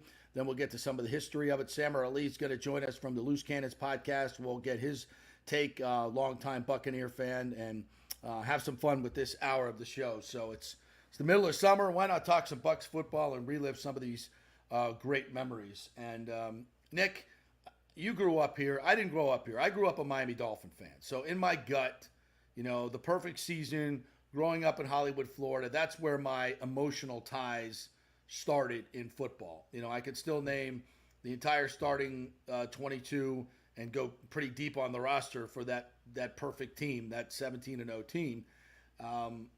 So I know what that feels like as a football fan, but I don't know it from a Buccaneer standpoint. You do, right? What are your first memories of the Buccaneers? Well, I was 3 years old when they won that Super Bowl in 2002, so my memories are very faint there. Do you remember it all? Do you remember like the family watching it or anything? Yeah, we were all together, and I kind of remember like literally I have like one like visual in my head of like standing in front of the TV, and that's pretty much it. My like recollection of being a Bucs fan comes around the era of the Brian Griese's and the Chris Sims and the Bruce Gradkowskis and the Tim Rattays and the Jeff Garcias, which was a good spot. But that's kind of where I remember. And the 05 playoff game, I want to say, was against the then Redskins. Yes. I think that was like the first like real Bucs game that I can remember. At that point, I think I was like 6 or 7 years old. So I think it kind of starts there in 05 and kind of goes beyond. So if you can imagine, I've been a long-suffering Bucs fan. Yes. Up until these last 3 seasons, and I'm always prepared and ready to suffer again, because that has just become life as a Bucs fan, as many of us know. It doesn't have to be that way. It doesn't have to be that way. I hope we can get on the. I hope that these winning ways stay put for now, and we won't be a disaster of an organization like we were for the previous 15 years, my entire fandom. But yeah, I'm still diehard today. Glad that we get to be a part of a little bit closer to the team now. Obviously being on this show and in this business. So yeah, I think that's where it starts, the 05 to kind of where we are now. Yeah. And of course, as Thomas says, we get the creamsicle reveal is July 12th. They just put out a nice little video. The Tampa Bay Bucs did on Twitter with it's a little 12-second video. And it looks like July 12th is going to be the reveal. Interesting. We've already seen a little bit of a, and Rondé's in this video, by the way. Oh, of course. The guy who you told me doesn't even like the creamsicle. I don't think he does. I'm not. I'll double check that, but yeah, I don't think. If you're a player, come on. What, you want to play in those pastel jerseys? They're just so. This is why I understand the nostalgia. I get it. But from the outsider standpoint, we laughed as a Dolphin fan, and we had our pastel aquamarine jerseys too. But aqua a little bit better. I don't know. Those classic Dolphin uniforms were pretty good. The all whites with Larry Zonka 39 with the freaking like bar on his nose that he broke like 15 times, carrying a ball like this, just running down the field, just trucking people. That was the brand of the team. I mean, they were physical football players. And even when they got there was a darker aquamarine, kind of jersey. So it wasn't like the pastel Bucs. But we laughed at the Bucs. We're like, look at those jerseys. Look at those things. Those are ridiculous. And they're 0-26. They're terrible. It's only because the only reason why it has the stigma is because they lost in them so much. But That's they really but they also won. I mean, 3 years after being an expansion team, they went to the NFC Championship game. They damn near Right. made it to the Super Bowl. Right. People forget that. They only remember the 0-26, but that team, that Leroy Selman-led team, was pretty damn good with James Wilder and Jimmy Giles. Doug Williams, Doug and Williams, some others. No, I think if you're not a creamsicle fan, I think you have to admit at least Bucko Bruce is an elite logo. Yeah. Yeah. If you don't like the creamsicles, fine. I understand it's divisive, but if you don't like Bucko Bruce, then I can't be friends with you. This girl at Hat Tricks yesterday, we were having a couple beers, and the waitress had an old school Buccaneers with the pirate on it, Bucko Bruce, and it was a classic. I mean, I think that T-shirt was like 20 years old. She said, "Yeah, the owner has a bunch of T-shirts up there that we're allowed to pick out of the bag." And that's Steve, the owner over at Hat Tricks. He's got all the and he had this old creamsicle. Said that shirt's a classic. That one, and that looked good. That old Bucko Bruce, yeah, I like that. I like it as like a fan accoutrement, but as a jersey. But I'll get on the bandwagon. I do have, like I said, I have my Rondé Bucks jersey. That's a creamsicle one, and that is one of my prized possessions. I don't know where you can find one of those anymore. Yeah, I think they look cool, like for fans to wear. And celebrate and do it one time. I'm all good with it. But if y'all want to bring them back for good, no, pewter. I'll stick with the pewter and red. That's why. And I'm telling you. Why do you think Brady did not want to put those on? I'm telling you. That's why we had to wait till he left. He didn't want. I guarantee you. They were like, "Hey, Tom, we're going to bring back the creamsicle." He said, "I'm not putting that on. I'm not putting that cursed thing on. Hell no. Not wearing it." I guarantee he said that. Anyway, so let's get back into it. So I started covering this team in 97 when I came here to work for WTOG, the old Channel 44, the 10 o'clock news, working with Beasley Reese, former Buccaneer. So that was kind of my first taste into, and of course, 97 was the year it all turned around. So clearly it was about me, to my good fortune. But that was the first year that they turned it around. And it's one of my top moments because that was the first NFL playoff game that I got to cover. And it's one of my top 5 moments. The year that they went, remember the Lions came to the old Sombrero, the last year of the old Sombrero, and Mike Allstott, the third quarter, takes the football and runs 31 yards and puts the Bucs up 20-0. The place was going bananas. They end up winning the game 20-10. It was actually, as I'm looking at the box score here, I didn't realize this. That day, it was 49 degrees, relative humidity of 69%. It was a chilly day, and the Buccaneers were favored by 3, and they beat the Lions 20-10.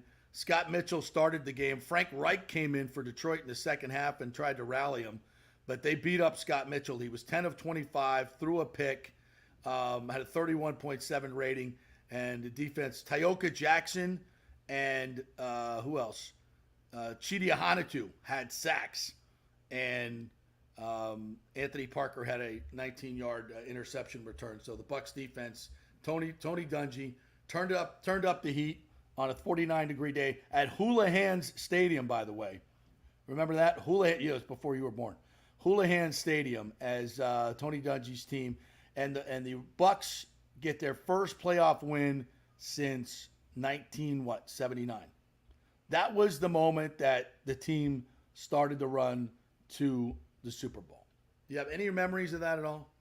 No, you're recounting games that took place when I wasn't even born, JP. But, 97. You've seen the highlights, I'm sure, right? I've seen the highlights of that game you're talking about against Detroit, which, I mean, all I know really about those 90s Bucs teams is that Barry Sanders used to kill the Bucs every time he played them. That was kind of like the only thing I really know about the 90s Bucs, like kind of in full depth. But like I said, my time as a Bucs fan is mostly filled with sad memories, except for the last 3 years.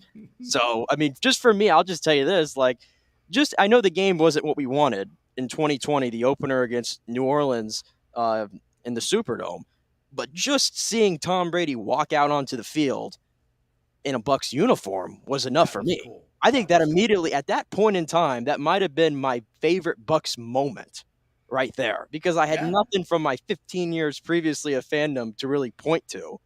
Yeah. Just that moment of seeing it, and I think maybe when he had the quarterback sneak and then he spiked the ball and everything, that was great, right? I think that was probably, like, if we're doing this list throughout this show today, I think most of my memories, I think 4 of the 5, I think, are probably going to be built from the 20 and 21 seasons. Wow. Okay. Honestly. All right, we're going to take a quick break. When we come back, Samar Ali is going to join us from the Loose Cannons podcast. We're going to get his thoughts on his best memories, worst memories, favorite players as we delve into Bucs history and current Buccaneers team when we come back. Quick break. Thanks to the Jeeves Law Group, Bay Area Modern Medical Center, Italiano Insurance, the Golden Diamond Source, Extravaganza Productions, and American Mortgage Services for their great sponsorships. Back in 3 on our Buccaneers special.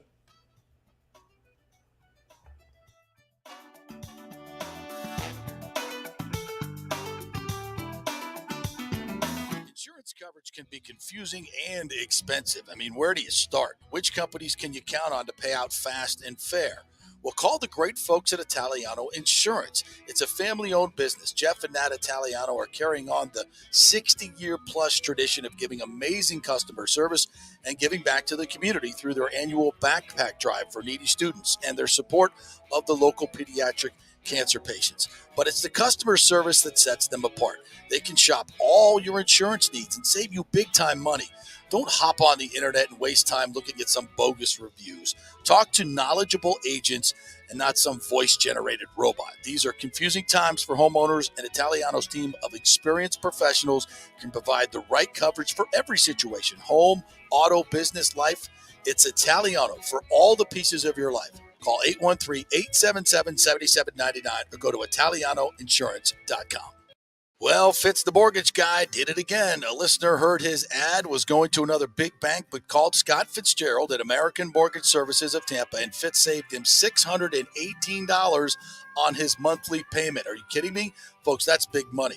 Rates are going up, they're going down, they're going all over the place. Scott will shop your loan and save you lender fees and get the best rates. Email him, scott@amstampa.com, or call 813-294-7595. That's Fitz the mortgage guy.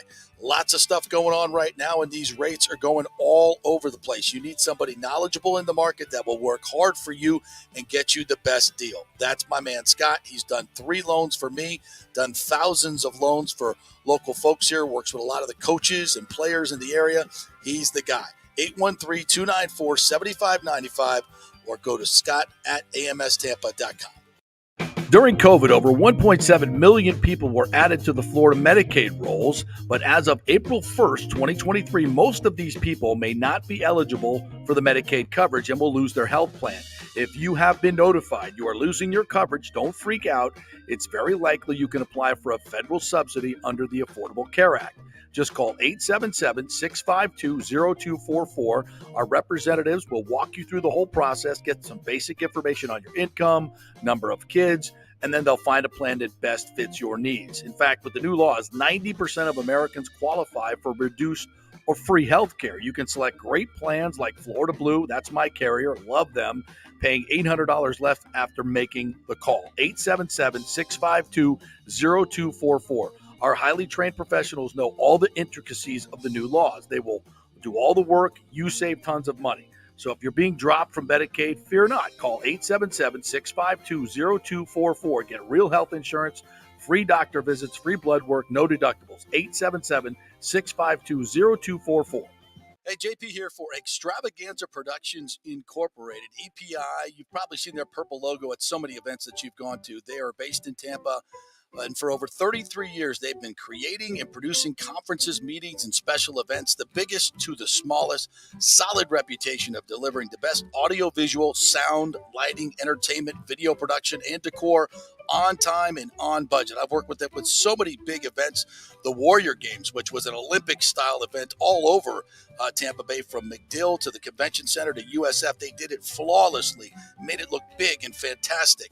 I've worked with them on small events as well, large and small meetings and conferences, sporting events, fundraisers. If you got a fundraiser, you don't know the logistical way to pull it off, they'll take care of everything. Entertainment events, branding events, grand openings, so much more. The folks at Extravaganza Productions are the most professional and the best. I've worked with them many times. They are fantastic. You can contact them through extravaganzaproductions.com or call 813-621-4700. Extravaganza Productions, they are awesome. Ladies and gentlemen, Let's rock. This is FanStream Sports with JP. All right, welcome back to a special edition of the JP Peterson Show here. It's all Buccaneers, and during this show, we're going to talk about the past, the present, have some fun with this, and who better to have on than our good friend Samar Ali from the Loose Cannons podcast. What's up, my friend? How you doing, Samar? What's up, guys? How you doing, man? We are good. We are good. Hey, before we jump into all the really, really fun stuff, let's start with this fun stuff. Tell us about the trip you got planned for Buccaneer fans to go on. This is an awesome road trip you guys got hooked up, and I highly endorse every Buccaneer fan to jump on this this plane, train, automobile, whatever the hell you got going. Tell us all about it. So what we put together over the last few years is what we consider the best and probably the only real way to experience a Bucs road game, and that's with our VIP experience. What we do is we provide literally every part of the trip except for airfare, because it's impossible to logistically put all that together with different places people leave from and timing and all that. Right, so exactly. Aside from airfare, so we just tell you, get your butts there. We take care of everything else. When I say everything else, 4 or 5-star VIP hotel experience. This year, we're in Appleton for this Green Bay game, and we're staying at the same hotel that the team will be staying at. That means you have a chance to possibly be stuck in an elevator with Mike Evans, or probably a little bit less comfortable. It would probably be an elevator with Vita Vea, but nonetheless, awesome story to tell later, right? So we take care of the hotel, as many people as you want per room, obviously legally. But then we also take care of, if you buy a 3-day trip with us, then we also take care of a free stadium tour on Saturday morning with the entire group. On top of that, Saturday night VIP party. That means we take care of food, drinks, and we bring in a special guest. Last year, Jason Light, John Spytek, and Warren Sapp partied with us for 3 hours. Wings, drinks. It was unbelievable. It was in Dallas. It was the coolest experience. We had fans crying because they got to meet Warren Sapp, who they watched their entire fandom as children, as teens. It was an amazing experience. It was awesome. That's included. Then we take care of your Sunday all-inclusive tailgate. All you can eat, all you can drink, hosted by the best tailgate for that fan group that were there. So this year will be the Green Bay Packers. Unbelievable. 5-minute walk across the street from the stadium. So you're going to enjoy that. And then we take care of lower bowl tickets to the game. We said, you know what? We're going to be crossing off items on bucket lists this year, because the only way to experience Lambeau Field is how? In the frozen tundra, the ice, the snow, all of it. December, that's the only way to cross Lambeau off your list. Absolutely. So that's what we put together. So you get the lower bowl ticket, you get the entire experience, and you get to hang out with the three of us stooges the entire time. So you actually get to realize that what we do on camera is real. That's genuinely how our dynamic works together. It's always fun. And the friendships that we create from these trips are unmatched. We have people that are now best friends because of these trips that we've done. We've done Dallas, we've done Pittsburgh, we've done Atlanta, we've done the LA Rams brand new stadium. These are unbelievable trips. And this year, it's as little as like $595 a person. That's everything included, other than airfare. We take care of the bus ride from Appleton to Green Bay for the tailgate. We take care, it's unbelievable, unmatched VIP experience. A nice hotel. I'm bougie, you know that, JP. I can't just stay in a Motel 6. I gotta be on like my mattress, my thread. It's gotta have gold fibers. So I'm gonna pick a nice place to stay. So that whole trip, all inclusive. Check it out on bucksawaygames.com or loosecannonstravel.com. Go through all the details on there. We try our best to keep things kind of close to the vest so that it's a very exclusive event for the people who pay to be part of this experience. So we don't really release all the details, but we tell you what you're going to get. And of course, like every other trip, you get a commemorative t-shirt, a swag bag of a Loose Cannons flag, Loose Cannons towel. We send out patches, a ton of cool stuff. This is a cold weather game, the first of our since we've done this. So you're probably going to get a cool scarf, maybe a beanie, some cool stuff like that. So it'll be really, really cool. We've seen an amazing response to this. We're like over 30 some travelers already, and we've only been doing it for like a week right now, promoting it. How many openings are there? How many openings? There's no max. There's really no max. We just have a cutoff date to make sure that we get everything set up with the rooms and things of that nature. But this is what's so cool about this year is that this is literally a week before Christmas. So it's the greatest Christmas gift you could give your spouse or your, or a family member. $600, that's nothing. It's unbelievable. Wow. You travel in a group of 4, dude. It's so much fun, and you'll end up meeting people, and it's really, really cool. And we have a lot of fun doing it because I have best friends now from these trips, and it's really cool. So check it out, bucksawaygames.com. I guarantee you, the people who have gone with us will tell you there's a reason that they bought back and they've traveled with us multiple times after their first experience. This is the only way to do away games for a Bucs fan. And when we're talking about memories here, one of my greatest memories, I talked about the Bucs Lions game way back. That was 1997. But I also went up there for the Green Bay Buccaneers playoff game, the Warren Sapp versus Brett Favre game. Honestly, speaking of Sapp, I think it was the best game I've ever seen a defensive tackle play in NFL football. I've never seen a defensive tackle dominate a game like that because it's hard to. It's hard to as a tackle. So you start, you get a couple sacks, they double and triple team you, they take you out of the game. Didn't matter what you did. He was unblockable that day. The Bucs didn't win, but I experienced the best at Lambeau Field that day. We went out and did a bunch of stories out in the tailgates, and it was probably 15, 20 degrees. Nobody cared. Nobody cared. All you just like.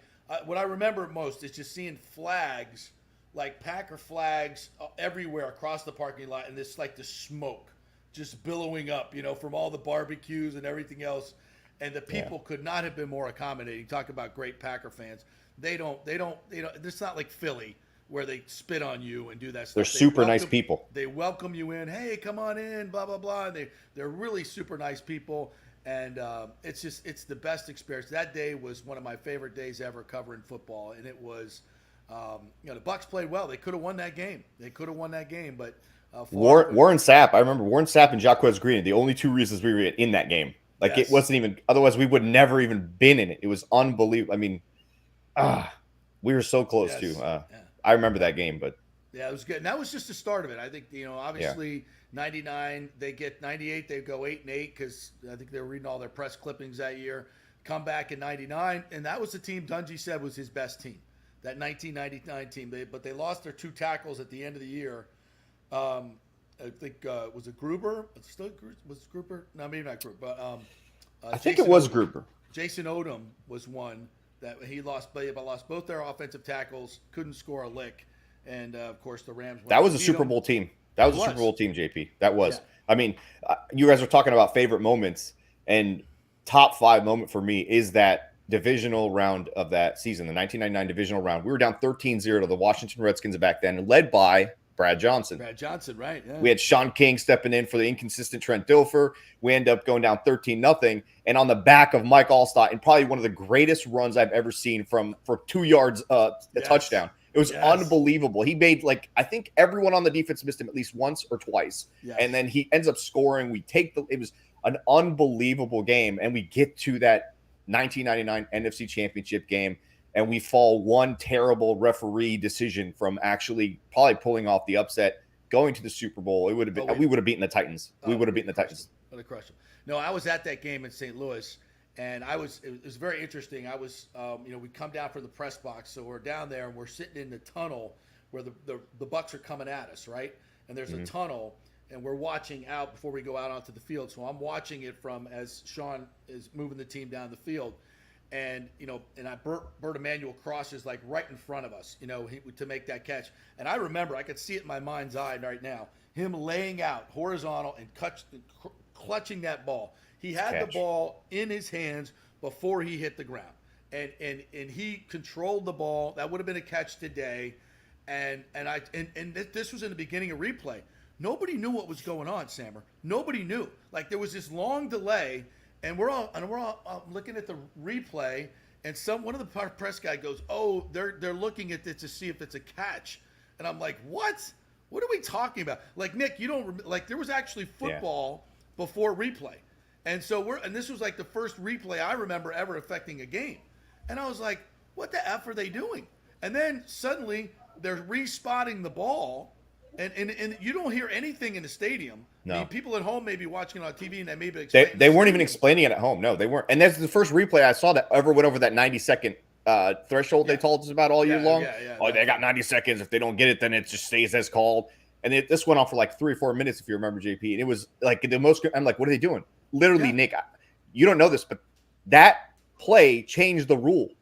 That was the Burt Emanuel rule. That changed because of Burt. I didn't know that play.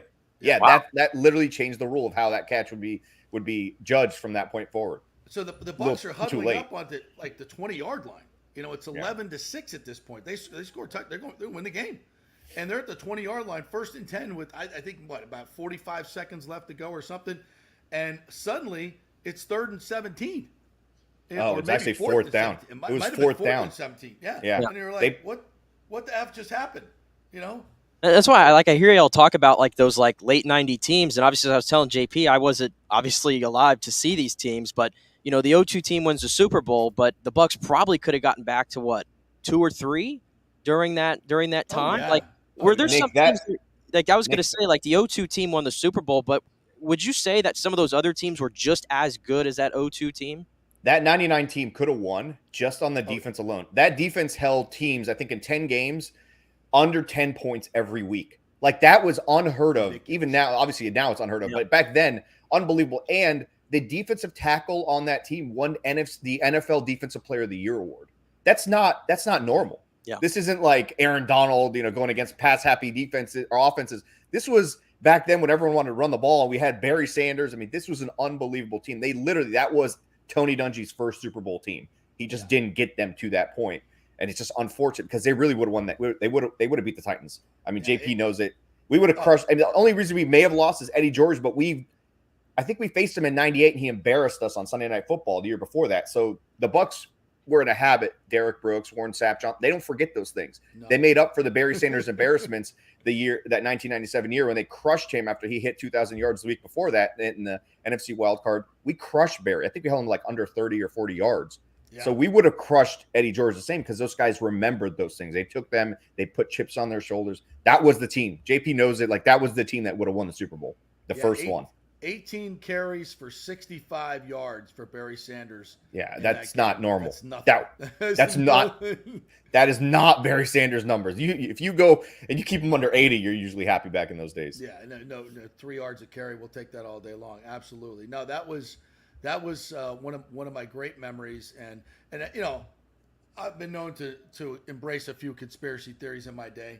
There's no way the NFL wanted that Buccaneers defense going up against the Titans in the Super Bowl. No effing. They were not going to let the greatest show on turf not make it to the big game. That there was no way that was happening. That Ricky Prohl catch was less of a catch than the Burt Emanuel, the one that won the game in the corner of the end zone. It was a great catch, by the way. We would have won that Super Bowl probably 9-6 or 9-3. Yeah. Like no touchdowns would have been scored the entire game. It would have been the most boring, exciting Super Bowl ever, probably. But I will say that Ricky Prohl catch started a long list of Ricky Prohl, he tormented us after that moment. He caught passes against us for every team he ever played for after that. Massive first downs on third downs that we needed, almost like the Jake Delhomme curse that started when he completed a third down slant route at the end of a game when we knew we had to stop him to get the ball back. And then that was when he was a Saint, by the way. So he started as a Saint, and that carried over, became a Panther. And I don't think he lost to us more than twice his entire career after that. And Ricky Prohl was a Panther who caught a pass against us to win a game as well. Yes, that's right. That's right. So it comes together. Your recall of Bucs history is ridiculous. Ridiculous. Thanks. Just absolutely ridiculous. And that's why, when you tweeted out, I don't know what a raise is. You have no other interest in your life except the Buccaneers. That's it. That's all you have. I have other interests, but I'm not a baseball guy. I just can't watch something that's so. I know they made the game faster now, but still, it's just so monotonous. And there's like 1,000 games a season. How does any game matter at that point? And then I saw the other day one guy missing games because he has a blister. I'm like, what? Tell that to a hockey player. Tell a hockey player, hey, you got a blister. We're going to sit you for a few. That's not happening. And it's the player that's about to get like a $600 million deal, by the way. I know. This is like the new version of Babe Ruth, apparently. Oh my God. Like I play with that guy on MLB The Show or whatever it's called, the video game. Yeah. I'm like striking guys out and hitting home runs and grand slams with this dude. I'm like, what are we doing here? This guy's a cheat code. Well, do you get into the Lightning though? Because I know like obviously like a lot of people get into that here now. So I've gotten into them over the last 5, 6, 7 years. And I will say from the very first game I went to, even 10 years ago, it's the most fun you will have at a live sporting event. I've been to NBA games, NFL games. College football is right there under it, but the excitement you get just going to a regular season hockey game is unmatched. And then when the Lightning are winning, and it's crazy. My son, when he was, I think, 7, I took him to his first sporting event ever, and it was the Eastern Conference Finals against the New York Rangers. And they won that game. They scored like 5, 6 goals. I mean, I'm like, yeah, I don't think you understand how spoiled you are, kid, because this is great. Like, this is not normal what you're getting to do here, but they're unmatched, and they're just so much fun to go to. And like, I'm thinking of becoming a season ticket holder next season just because of how much fun you get to go to. Those games are just so – you could go to any hockey game. It doesn't need to be the Lightning. They're always exciting and fun. There's little to no downtime. It's seriously, it's the best sporting event you'll go to live in my experience. 41 games is a lot. So I tell everybody, it's a lot of money, number one, and it's a lot of time commitment, especially because they'll have 4 and 5 game homestands. You split them with a buddy, it's perfect. It's absolutely perfect. Then the cost comes down. You can't go to, and if you want to go to the games together, you guys can do that. It's a really good situation. But back to the Buccaneers, and we talk so much about the Rondé pick being the ultimate moment, and I'm never going to argue with that. I was there in Philadelphia for that, and it was not only one of the greatest Buccaneer moments, one of the greatest plays I've ever seen, and it's just such a demarcation for Bucs fans, right? Like that was the moment we knew we were going to the Super Bowl, and that team was just not going to be denied. It was just not going to be denied. Is that your top moment? If you had to rank the top 5, Sam, or is that Easily. Your top 5? It's easily the top moment. People keep trying to slide that Scotty Miller touchdown before halftime against the Green Bay Packers into that. I'm like, no, that wasn't the NFC Championship game. No offense to Scotty. And that wasn't the determining factor in like sealing the deal, closing the door. That play didn't make me cry. Rondé Barber, that play made me cry. Okay. That was unmatched. When that pick happened, we knew we were going to win the Super Bowl. Not only did we know we were going to win the Super Bowl. That was the team that we just couldn't get past, the team that tormented us. Even that game, it started out like, oh crap, here we go again. Deuce Staley rips off a 22-yard run right off the bat after they get a turnover, and it's like, oh man, or not turnover, that ridiculous kick return to start the game. Return, yeah. And I'm like, shit, dude, here we go again. We're gonna lose this game again. Something always goes wrong. But then Rondé, from that point forward, played probably the best game of his entire life. And not only that, one of the best cornerback games in the playoffs ever in the history of the NFL. Go back, watch that game. You'll get goosebumps throughout the game. He was everywhere. He was literally everywhere. He looked like he was playing safety, linebacker, and corner the entire afternoon. He was unreal. And yes, when I'm going to have goosebumps right now. I could probably cry if I watch the video one more time. That is easily the number one play in Bucs history. It's not even close. There's a reason he's hanging behind me here. There's a reason that guy signed the hood of my car, and I'm going to remove the actual hood and hang it up in my house before I give the car back, because it's a lease. Before I give the car back, I'm going to replace that hood without telling them, because that's how important that guy is to like. I don't like to say he's the best Buck ever, but he's my favorite Buck ever because he's the first one I got to see from draft all the way through to the end of his career as a Buck. I didn't see Warren Sapp get drafted. I was too young. I didn't see Derek Brooks get drafted, but I saw Rondé start to finish, so that's why he's my favorite Buck player, but he's easily top 3, obviously. I've covered three plays like this that were on the road for the team that were just absolute historical moments. At Florida Field, the Warwick Dunn down the sideline in 93, where the place is going bananas, and then it's just quiet. Same thing in Philadelphia, because the Bucs were kicking their ass. But Donovan McNabb's bringing them. They score there. They're within a score of the game, and they were getting their ass kicked the whole game. And so it was tense, and that vet was going bananas. It was so freaking loud. And as soon as Rondé, and then you see the streak going the other way, it was like, oh. and you just hear this little isolated cheering as he's running down the sideline, and then some pockets of Buck fans that are cheering. And then the other one was Marty St. Louis in double overtime in Calgary. That place was going crazy, and he scores, and it's just like, the good years. Hush. But those moments are just so. When you're in the building for that, it's such a weird feeling, because the energy just goes. It's literally like a sinkhole of energy. It just goes right out of the building. Everyone's heart drops at the exact same time. It feels like, and I don't know, Nick, if you saw that game, but leading up to that game, I believe what's his name, Joe Juravicius's wife gives birth to her child. He's going to, it's a life or death scenario. He misses practice the entire week. He shows up for the game, and there's a lot of emotion tied to it all. And then the fans for the Eagles are holding up, they have these baby dolls stringed up by sticks, and they're dangling them with Joe Juravicius's numbers on them. They take it a bit too far, right? And so that's happening. They're rocking when they get that first touchdown off that ridiculous kick return, then the coinciding run by Deuce Staley, and it's popping off in there. And then his play on that little slant crossing route that ends up going all the way to, I think, the 5 or 6 yard line. Run, Joe, run. Everyone shut the hell up in there. And everyone's and for it to be so poetic, to be the guy that they were just mocking. He turned the game. It changed the entire game. I know that was actually what I was about to ask you, was that play, because I feel like that one gets lost sometimes a little bit because the Rondé, obviously that overshadowed everything, but that slant to Joe Juravicius, and I know you watch these documentaries and they put the music behind it and it becomes so dramatized, and I was going to ask you that, in the moment when you see that play, did you know, holy crap, that was such a big deal, kind of like the Rondé play? I was jumping up and down. I was running with Joe throughout the house. I was I thought we were going to score. And I'm like, God damn, he's so slow. He's so slow. Just get to the end zone. And he got an amazing block right after he caught that pass. Yeah. And I think there's a 2-point conversion at some point in that game by Keyshawn. That's also a massive play because it extends the lead to make it, kind of push it a little bit out of.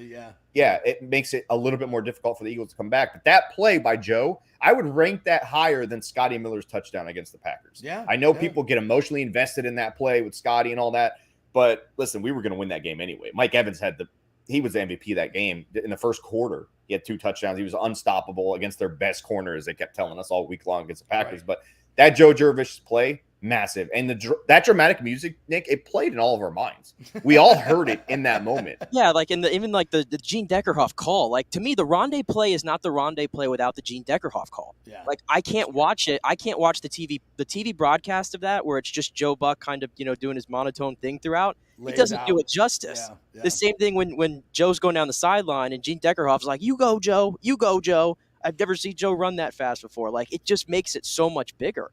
Joe Buck, I think, had money on the Eagles winning that game, and I think Troy Aikman was still a little bit, he was a little bit lubed up at that point in the game, so he wasn't really there. I don't know if you remember watching.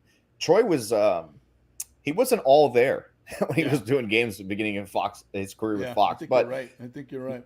All right, but nonetheless, that play was massive. Yes. Let's take a quick break. When we come back, I want to get your top 5 moments and top 5 players, and if you want to do some worst 5, you can do that as well. We'll run through those. It's all Buccaneers here in our theme show, Buccaneers past and present, and we'll talk a little bit about this year's team, what you think about this. I'm bullish on this team. I like this team. I'm not saying they're winning the Super Bowl, but they ain't the second worst team in the league. I can tell you that right now. So quick break. More with Samurai Ali from Blues Cannons when we come back.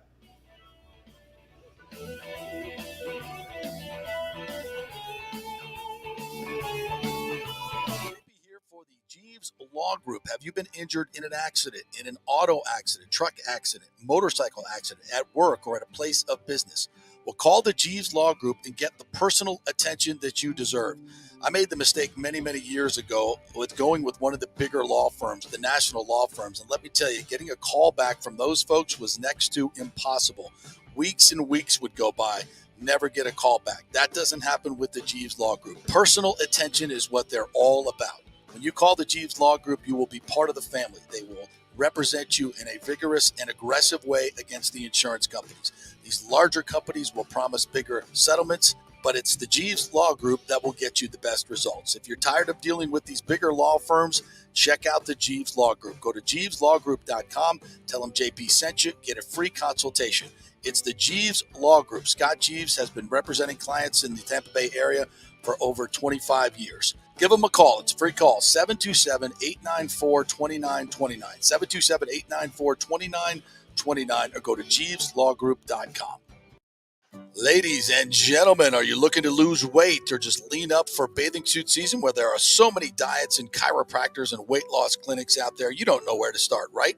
We'll start at Bay Area Modern Medical Center. Chris Lugo, PA, and his professional staff will devise a personal plan for you that gets results and will help you keep the weight off. Everybody metabolizes food and supplements differently. Many of these other approaches are designed for the masses. So how's that going to work for you specifically? It's not. Chris will spend one-on-one time with you to find out what works best for you so the weight comes off safely without the use of harmful drugs and side effects. Call 844-977-3477 or go to BAMMC.com. Tell them JP sent you for priority scheduling. 844-977-3477 or BAMMC.com. Insurance coverage can be confusing and expensive. I mean, where do you start? Which companies can you count on to pay out fast and fair? Well, call the great folks at Italiano Insurance. It's a family-owned business. Jeff and Nat Italiano are carrying on the 60-year-plus tradition of giving amazing customer service and giving back to the community through their annual backpack drive for needy students and their support of the local pediatric cancer patients. But it's the customer service that sets them apart. They can shop all your insurance needs and save you big-time money.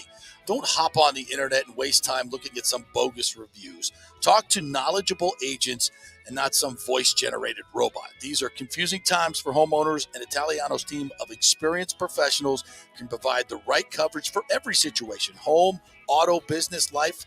It's Italiano for all the pieces of your life. Call 813-877-7799 or go to ItalianoInsurance.com. Pure sports. JP is back on. Welcome back. FanStream Sports.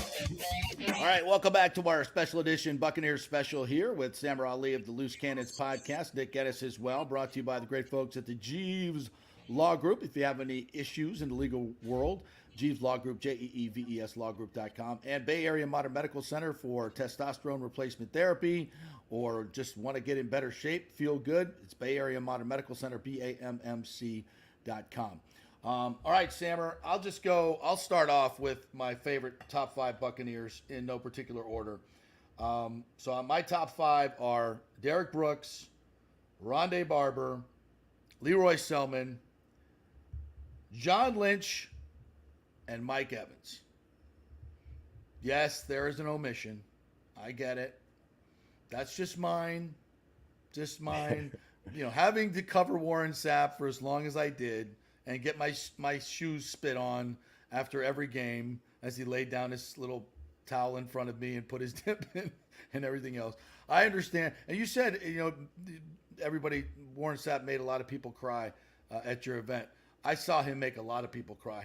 Many fans cry for different reasons. I've heard it, yeah. I mean, so I've had my run-ins. From on the field, top 5, no question. But since it's mine, I'm going to put somebody else in there. So that's me. I've had my back and forth with Warren. I think we're good now, but I will say this: if I am basing this strictly on the field, which that's how I view mine, I don't expect every guy that I'm going to root for in any sport to be this amazing human being all the time. It's just, I think Derek Brooks and Leroy Selman, those guys kind of spoiled Bucs fans to an extent.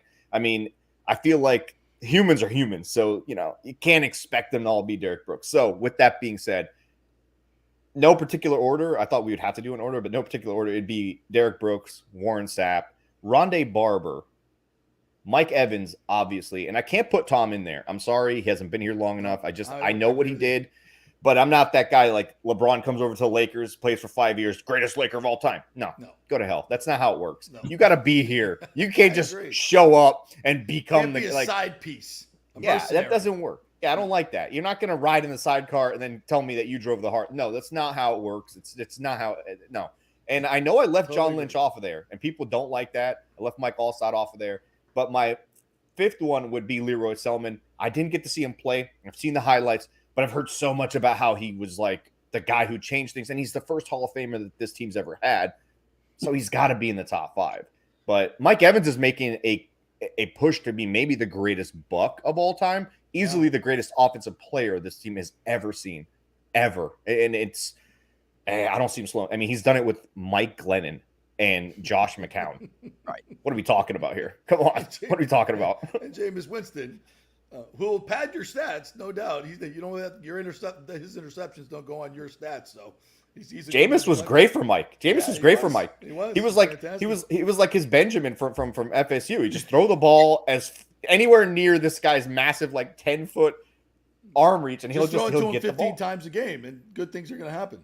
Yeah. Unless it's a comeback or an out, then don't do that. Yeah. Jameis still did. Obviously, if you remember the Carolina Panthers game in London, that was absolutely terrible.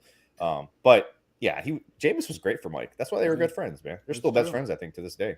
Yeah, I was gonna say for my top 5, I don't think anybody's disputing the Brooks, Sapp, Barber. That was my 3. That was my 1, 2, 3 right there. I'm honestly with all due respect to Leroy Selman, because it was so long ago away from my fandom. It's fine. It's your list. This is my list. I'm gonna leave him off for now, just because I didn't see him with my 2 eyes. I think that's fair. That's My 4th one, I'll go ahead and put Mike. My 5th one, and I'm still leaving John Lynch off this list, by the way, because I will go to bat for Levante David every day of the week. I think the guy has been robbed of accolades throughout his entire career for having just as good of a career, if not better, especially statistically, than the Luke Kuechly's and the Bobby Wagners of the world, who we're going to throw into the Hall of Fame first ballot. But Levante David's probably never going to get a look. But again, for my fandom, he was the first great player for the Bucs that I recall draft to still being here 12, 13 years later. And I don't see any drop-off in his game. Glad that he's going to retire as a Buc. So I'll put him on my 5th list. I think Levante, I can make a case, was the best linebacker in the league for what he did for a few years. And when I hear people talk about John Lynch, he had the Pro Bowls and stuff that stacked up. But a lot of people tell me okay, but he wasn't the Brian Dawkins or some of these other safeties. So that's why I kind of put Levante over. Well, it's a little bit different. So back then, safety was, especially John Lynch, Dawkins is kind of the same thing. Run support, crush you, and just make sure you didn't go across the middle and catch or come up healthy. Yeah. And so he was good at that, but he wasn't the best cover safety. He wasn't the best in coverage. He had those late game ceiling interceptions, but that was mostly because Warren Sapp was breathing down the quarterback's neck at the end of the game. Offensive linemen are tired. They're in a hurry up offense. Warren Sapp kind of caused that. So I don't mean any disrespect to John Lynch. I've just never bought into, he's one of the greatest safeties of all. I mean, maybe, but I can't say that. But also off that list, I think one day, maybe the next 10 years, we're going to be talking about Tristan Wirfs being in the top 5 list. This guy's he's on a Hall of Fame trajectory. He's the best tackle, in my opinion, in the entire league. I know there's guys like the cat who plays for the Niners right now, who's I think better, obviously, because he's done it longer. But if Tristan does what he's doing and continues to do it, dude, we're talking Hall of Fame. We're talking top 5 Buck. I mean, this he comes in day one, he's a stud. It's what? That's not normal. That's not normal. Hey, I want to ask you real quick. I don't want you to go through your worst Bucs players of all time. I mean, we could spend hours on that one. But if you can pinpoint down to one player, and I know who mine is, pinpoint one player who just made you just rip your hair. Nuts. Who drove you the most nuts? Man, that's a hard one. I'll tell you, mine right now, coming to my head right now, is Chris Conte. Yeah, I called him Chris Canty. I refuse to call him Conti because he can't do anything right when he's on the field. He was literally retired by a stiff arm. We never saw him again. That was it. That was it. Not just retired. We didn't see his face, his body ever again. Not in the NFL, not in a post game. No, never. God. He's buried somewhere around that 35-yard line under Raymond James. Vance McDonald. Vance McDonald. Oh, my God. It's the greatest play of that guy's life. I remember watching that going, I was at that game. I was like, that didn't just happen right now. I'm like, you can't do that, Canty. You can't let that happen. No, man, honestly. Great guy, by the way. Chris Conte, great dude. Never met him. I don't know. Super guy, but man, that was cringe. That's a tough one, Nick. So this is not going to be popular. So I will say Kenyatta Walker drove me nuts because I didn't understand what he was doing out there the entire time. Somehow we win a Super Bowl with that guy on the offensive line, which made no sense. But you know who drove me nuts, honestly? And it's not even it's not going to be a pop. It's going to Gerald McCoy. Gerald McCoy drove me nuts.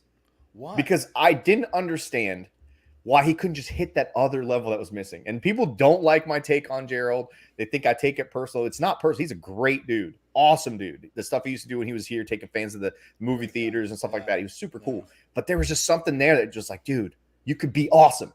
Go be awesome. And he just wouldn't be awesome for me. It just drove me nuts. I don't know. He's got to be in that conversation. I supported him because I felt like he wasn't the problem.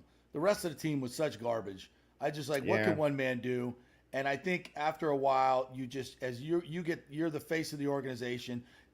Everything's losing. Everybody else around you is failing you. It's a team sport, you know. And he's got to sit up there and take all the questions and do all. I just think it just got to be too much of a burden on him, you know. When it's just you're out there busting your ass every day, getting double teamed, and you're just like, dude, could somebody score a touchdown? Could somebody help me out here? Could somebody get a pick? Anyone? Like help me, please.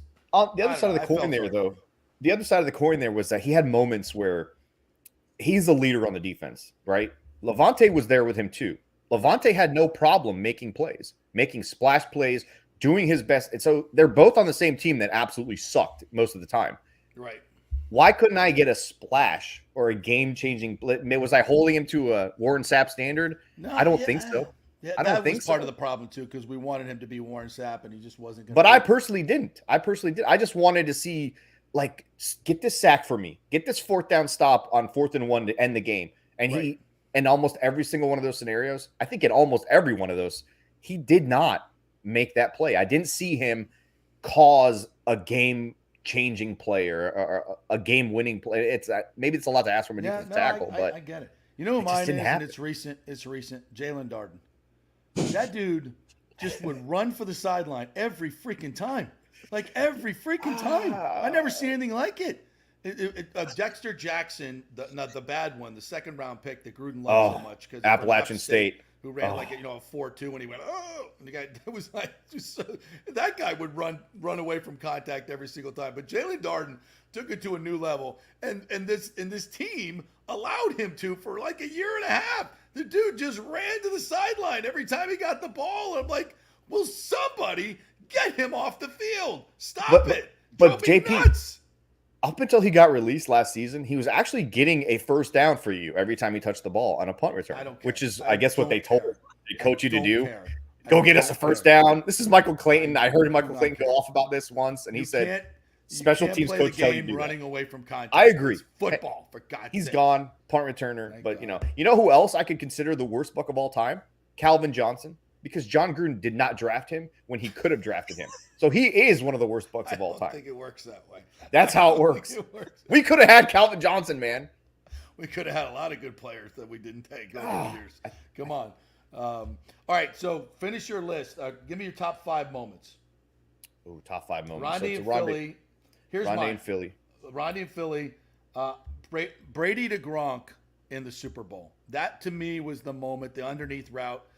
I'm like, Brady to Gronk. That to me encapsulated the whole Brady Gronk era. That was my moment in our stadium. I was like, we're gonna win this game. This is over. So that was a big moment for me. A play that nobody ever talks about. Derek's pick 6 in the Super Bowl, because that's what really sealed the game. That sealed, like, there was no coming back at that point. No chance whatsoever. And it was Derek Brooks, and it was the Super Bowl, and it was a defensive play, and it was a defensive touchdown. So to me, that one really stands out. The Lions at the old Sombrero Houlihan Stadium at that point, that was another big moment. And I gotta throw in. Can we count the Brady to Cam Brate Lombardi toss in the boat parade? Can we count that? Why not? As a moment? Right? That was a reception, was it not? It was. I mean, it doesn't go in the stats officially, but that was a reception over the middle in dire situations. It was wet out there. Contested catch, clearly. A lot at stake. Brady was under a lot of duress too. He was in the middle of the. I mean, he somehow gets the ball out. I mean, that was. He couldn't even walk. He somehow completed the pass. I mean, what? It was a moment. I'm going to put it in the top 5. It was a moment. What are your top 5? What do you got? So Rondé with that touch with the pick six top moment.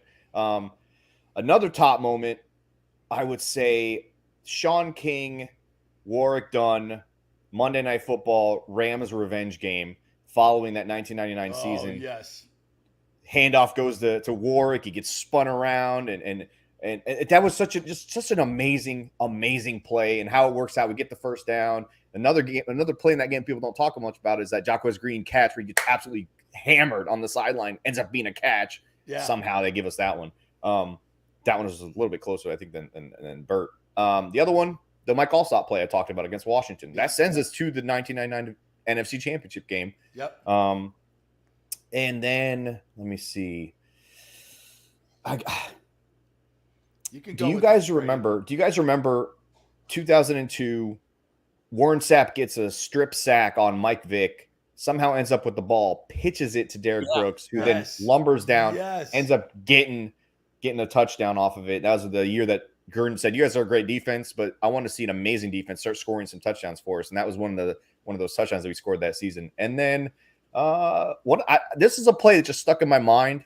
It might not be considered the greatest play of all time. Do you remember the first year we had Burt Emanuel? We had Trent Dilfer, we had Jacquez Green, and we played the Green Bay Packers on a Sunday night game. It was the monkey off my back game that Trent Dilfer called it. He hits like two crossing routes, almost like one possession and then the next possession right after it. One to Jacquez, one to Burt Emanuel. Same exact play, opposite sides. Yeah. They go like 60-something yards down the middle of the field, score touchdowns. Huge games. I think that was the first game that Trent Dilfer rocked the what's his name? The guy who played for the Steelers. He worked for Fox forever. Bradshaw? He rocked the Bradshaw face mask that game because everyone kept saying he's like the modern day Bradshaw, just complete passes and let the guys do his job. And that was the like epitome of Trent Dilfer's greatest moment was that. Just get the ball on this little 3-yard hit or 3-yard slant route. Just let those guys go. Yeah, that was a great moment for me. I was a kid. That was a big time. I was like, oh, we finally beat the Packers. It was awesome. I remember that. Nick, you got the top five? Yeah, I mean, obviously, like the Rondé one goes in there. The Brooks pick six in the Super Bowl goes in there. I tell you what, the Scotty one has for me. I mean, that's got to be for my fandom. That was it for me. The Scotty play. You said that one didn't bring you to tears. That pretty much it was pretty close. The Scotty one was pretty close for me. It's honorable mention for me. You could be honorable mention for you, but for me, it's up there. And in that same season, because a lot of these moments are going to be more recent for me. The Devin White interception off of Drew Brees in the divisional game against the Saints. Oh, my God. Oh, my I completely forgot about that game. Yes. I mean, the Saints have been just a thorn in our ass for years, and that was finally the moment, like, we got him, where we sent Brees into retirement. Like, it was just perfect. I give you – you know what's an honorable mention? And this one really has no significance. I don't know if anybody really remembers this, but this actually goes to 2016, okay? Because this was the first season as a Bucs fan where I thought we had something in my time. If you recall the 2016 season, which turned out to be fool's gold, but the Seattle game at home, and those are when the Seahawks were still the Seahawks, right? Coming off the Super Bowl. And we won that game 14-5, picked off Russell Wilson 2 times, picked him off 2 times, sacked him 6 times. Mike Evans had 2 touchdowns. He completely burnt Richard Sherman on the side. That's when we knew Richard Sherman wasn't the same player after that, I don't think. And so that one is an honorable mention I throw in there, even though it doesn't have any significance really. But for me, that was my first moment where I was like, oh, the Bucs might have something, which they did not. Yeah, that was a good stuff, guys. All right, we got about 2 minutes left. So, Sam, I want to get your take on this year's team. I'm bullish on this team. I think his offense is going to be much improved. I think the defense can be freaking dominant. If Cansey can play the way we think he can, I want to see our high-paid corners start catching the ball. I think Winfield's going to have a big year. If Devin shows up and will play with some passion, I think this defense can be unstoppable. I think this team can win 9-10 games and win the division. What do you think? Listen, this is the first year. People are sour right now on Todd Bowles, but this is the first chance that he's got to actually build this coaching staff and this team to the way that he wants it built, to his liking, to his style. He went out, he found an offensive coordinator that's going to satisfy his philosophy, but still score points. This team reminds me a lot of last year's Seattle Seahawks team that no one gave a chance. They said, oh, these guys are going to be picking top 3. They're going to get the next quarterback. They've got it all figured out. No offensive line, no defense, completely disrespected. Geno Smith comes out, coached by, as we call him, Dave Cajones. All right. This guy comes out there. coaches him up, turns him into an MVP conversation quarterback for the majority of the season. People were talking about this is the reason this team is winning.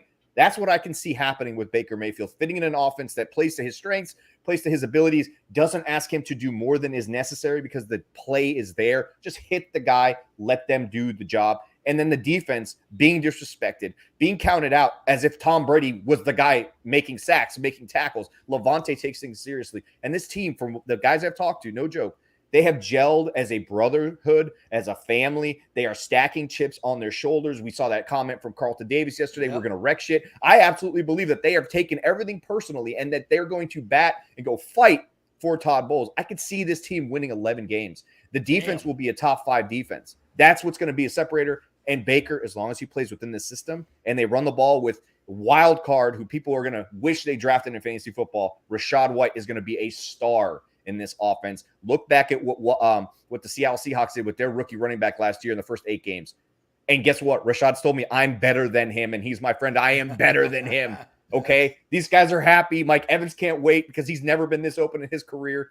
This team is accepting this role that the media is giving them, but I could see them doing what the Seattle Seahawks did and better, especially in a conference, or not conference, a division like ours right now this year. I mean, come on. This is like what the Eagles did, where they built their team up while the rest of the division sucked for years.